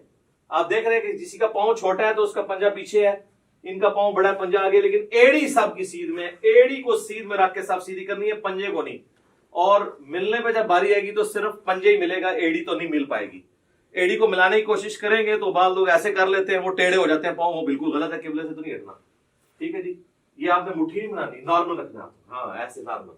اب آپ سارے آئیں جی اس پوزیشن میں کہ آپ رفع الیدین کرنے لگے، اپنے ہاتھوں کو اس طرح بلند کریں جس طرح میں نے بتایا تھا. ہاں جی، ابھی دیکھیں جی کتنے لوگوں کی غلطیاں نکلیں گی جی کہ ان کے ہاتھ کہاں پہ. یہ دیکھیں نا، یہ آپ کا ہاتھ یوں ہوگا نا تو تب یہ دونوں ہاتھ برابر ہوں گے. جس نے پریکٹس نہیں کی ہوئی نا، ادھر بیٹھ کے یہ دیکھیں، یہ میرے سے بھی ہو جاتا تھا سر، یہ آپ کا ہاتھ اوپر ہے، اب آپ کا ہاتھ برابر ہے. ٹھیک ہے، ٹھیک ہے جی. اور ہاتھوں کو نارمل رکھنا ہے، اینڈ کرو. اس کا بڑا آسان طریقہ پتہ کیا ہے؟ یہ دیکھیں جی، آپ نے پریکٹس کرنی ہے نا تو آپ یوں ہاتھ رکھیں اور اس کے بعد ہاتھ کو یہ پیچھے لے کے، تو پھر آپ سیدھا یعنی دیوار کے ساتھ پریکٹس کریں گے تو آپ کی پریکٹس بنے گی. ٹھیک ہوگا جی، ٹھیک ہوگا. اللہ اکبر. اب ہاتھ باندھ لیں. ہم وضع الیدین والی پہلے مثال سامنے رکھتے ہیں، اور ہاتھ جو ہیں وہ ٹھیک ہے. ویسے بعض لوگوں کی انگلیاں یہاں سے لٹکی ہوئی ہیں، بعض کی نہیں ہے. ٹھیک ہے، اس میں کوئی نہیں، جہاں آپ کو آسانی ہے وہ آپ کریں، کوئی مسئلہ نہیں ہے، یہ کوئی اتنا مسئلہ نہیں ہے. اور یہ آپ کا کیسے ہو گیا جی؟ ایسے اس کو اگر آپ یوں کر لیں تھوڑا سا تو آپ کو آسانی ہوگی. یہ ٹھیک ہوگا جی، بالکل ٹھیک ہے، جہاں آپ کو آسانی ہو. زبردست، ماشاء اللہ تعالیٰ. اور اگر آپ دوبارہ سے آپ تکبیر کیا کہ ارسال الیدین کریں تو کیسے کریں گے؟ آپ اللہ اکبر کہیں، اللہ اکبر. ارسال الیدین کریں گے تو نارمل ہاتھ یوں چھوڑیں گے آپ، جہاں پہ آپ کو آسانی سے جہاں پہ چھوڑتے ہیں. اگر آپ نے یوں کر کے نماز پڑھنی ہے. ٹھیک ہے جزاک اللہ. اچھا، یہ آگے کیوں ہے آپ کے ہاتھ سائڈ پہ کیوں نہیں ہے؟ ایک دوسرے کے ہے، دیکھو نا. چلے جہاں پہ آسانی سے آ جائے. ٹھیک ہے جی. اب آپ نے اللہ اکبر کہہ کے رکوع میں جانا ہے، رفع الیدین کریں اور رکوع میں جائیں سارے. اللہ اکبر. ہاں جی، اب رکوع میں پتہ چلے گا جی کس کس کا ٹھیک ہے. ماشاء اللہ جی، ساروں کے ٹھیک ہے، زبردست. ادھر سے شروع کریں تو پتہ چل جائے گا. یہ آپ شیشے میں پریکٹس کی ہوگی تو ٹھیک ہوگا. تھوڑا سا پیٹ جو ہے نا یہ ایسے بس ٹھیک ہے، آلموسٹ ٹھیک ہے. اور انگلیاں پھیلی بھی، گھٹنے کو مضبوطی سے پکڑنا ہے. اور نہ میر صاحب یہ آپ یہ سیدھی کریں، ایسے کونی بالکل سیدھی ہونی چاہیے، تو تب یہ آپ کی گردن سے آئی، یہ آپ بالکل ٹھیک ہو گیا. یہ بالکل تنی بھی ہو کمان کی طرح، جس طرح ابو داؤد میں آتا ہے کہ کباغ کی ڈوری جس طرح تنی آتی تھی، بالکل سیدھی. ٹھیک ہے جی. آپ کو یہ پرابلم ہے جی اس طرح کرنے میں، گھٹنے کو پکڑنے میں، ایسے ایسے یہ ایسے کر کے پکڑیں گے، یوں کر کے. ٹھیک ہے جی. سمیع اللہ لمن حمدہ. ٹھیک ہے، اللہم ربنا ولک الحمد. ٹھیک ہو گیا. اور اس کے بعد اب آپ اللہ اکبر کہتے ہوئے، میں نے اللہ اکبر کہنا تو آپ نے سجدے کی طرف جانا ہے، پہلے ہاتھ لگاتے ہوئے. جی اللہ اکبر. ٹھیک ہو گئی. اچھا، ابو داؤد میں ایک حدیث ہے کہ نبی علیہ السلام کی جو ہاتھ ہے نا، ہتھیلیاں، وہ کانوں کی سیدھ میں بھی چلی جاتی تھی. یعنی آپ اس کو کندھے سے آگے بھی لے کے جا سکتے ہیں. بعض لوگ کہتے ہیں جی ماتھے سے آگے نہیں انگلیاں جانی چاہیے، کوئی مسئلہ نہیں، جا سکتی ہیں. بس بہتر طریقہ وہی ہے جس طریقے سے آپ لوگوں نے کیا ہوا ہے. اب آپ دیکھیں، اب آپ چوڑا سجدہ نہیں کر سکتے، آپ لوگوں کے آپ کو ایک دوسرے کو اکاموڈیٹ کرنا پڑا ہے، تو نماز میں اسی طریقے سے کرنا ہے. اور پیچھے سے ایڑیاں سب کی جڑی ہوئی ہیں جی. ہاں جی، ایڑیاں بھی دیکھنی ہے اور پنجے قبلہ رخ ہونے چاہیے. ٹھیک ہے، ٹھیک ہے، جزاک اللہ، بہترین. اب میں اللہ اکبر کہوں گا تو آپ نے جلسے بیٹھنا ہے. اللہ اکبر. دایاں پاؤں کھڑا کیا اور بایاں بچھا لیا. ٹھیک ہو گیا جی. اب اس میں دیکھیں کوئی نہیں، آپ دو سجدوں کے درمیان نہیں انگلی اٹھانی، انگلی تھلے رکھو. ہاں، اینڈ رکھنا ہے نارمل. اور آپ گھٹنوں تک بھی رکھ سکتے ہیں، گھٹنوں سے آگے بھی، جہاں آپ کو آسانی، اس میں کوئی نہیں ہے. اور نارمل رکھنی ہے انگلی، نہ ایسے جوڑنی، نہ ایسے. سجدے میں بھی میں نے بتایا نہ جوڑنی، جو نارمل ہے. اچھا، اب ہم نے دوسرا سجدہ کریں اور پھر اس کے بعد آپ سب تورک بیٹھیں، کیونکہ اس طرح تو آپ بیٹھ جائیں گے، تورک بیٹھنا ہے. اب اللہ اکبر کہوں گا، دوسرا سجدہ کریں. اللہ اکبر.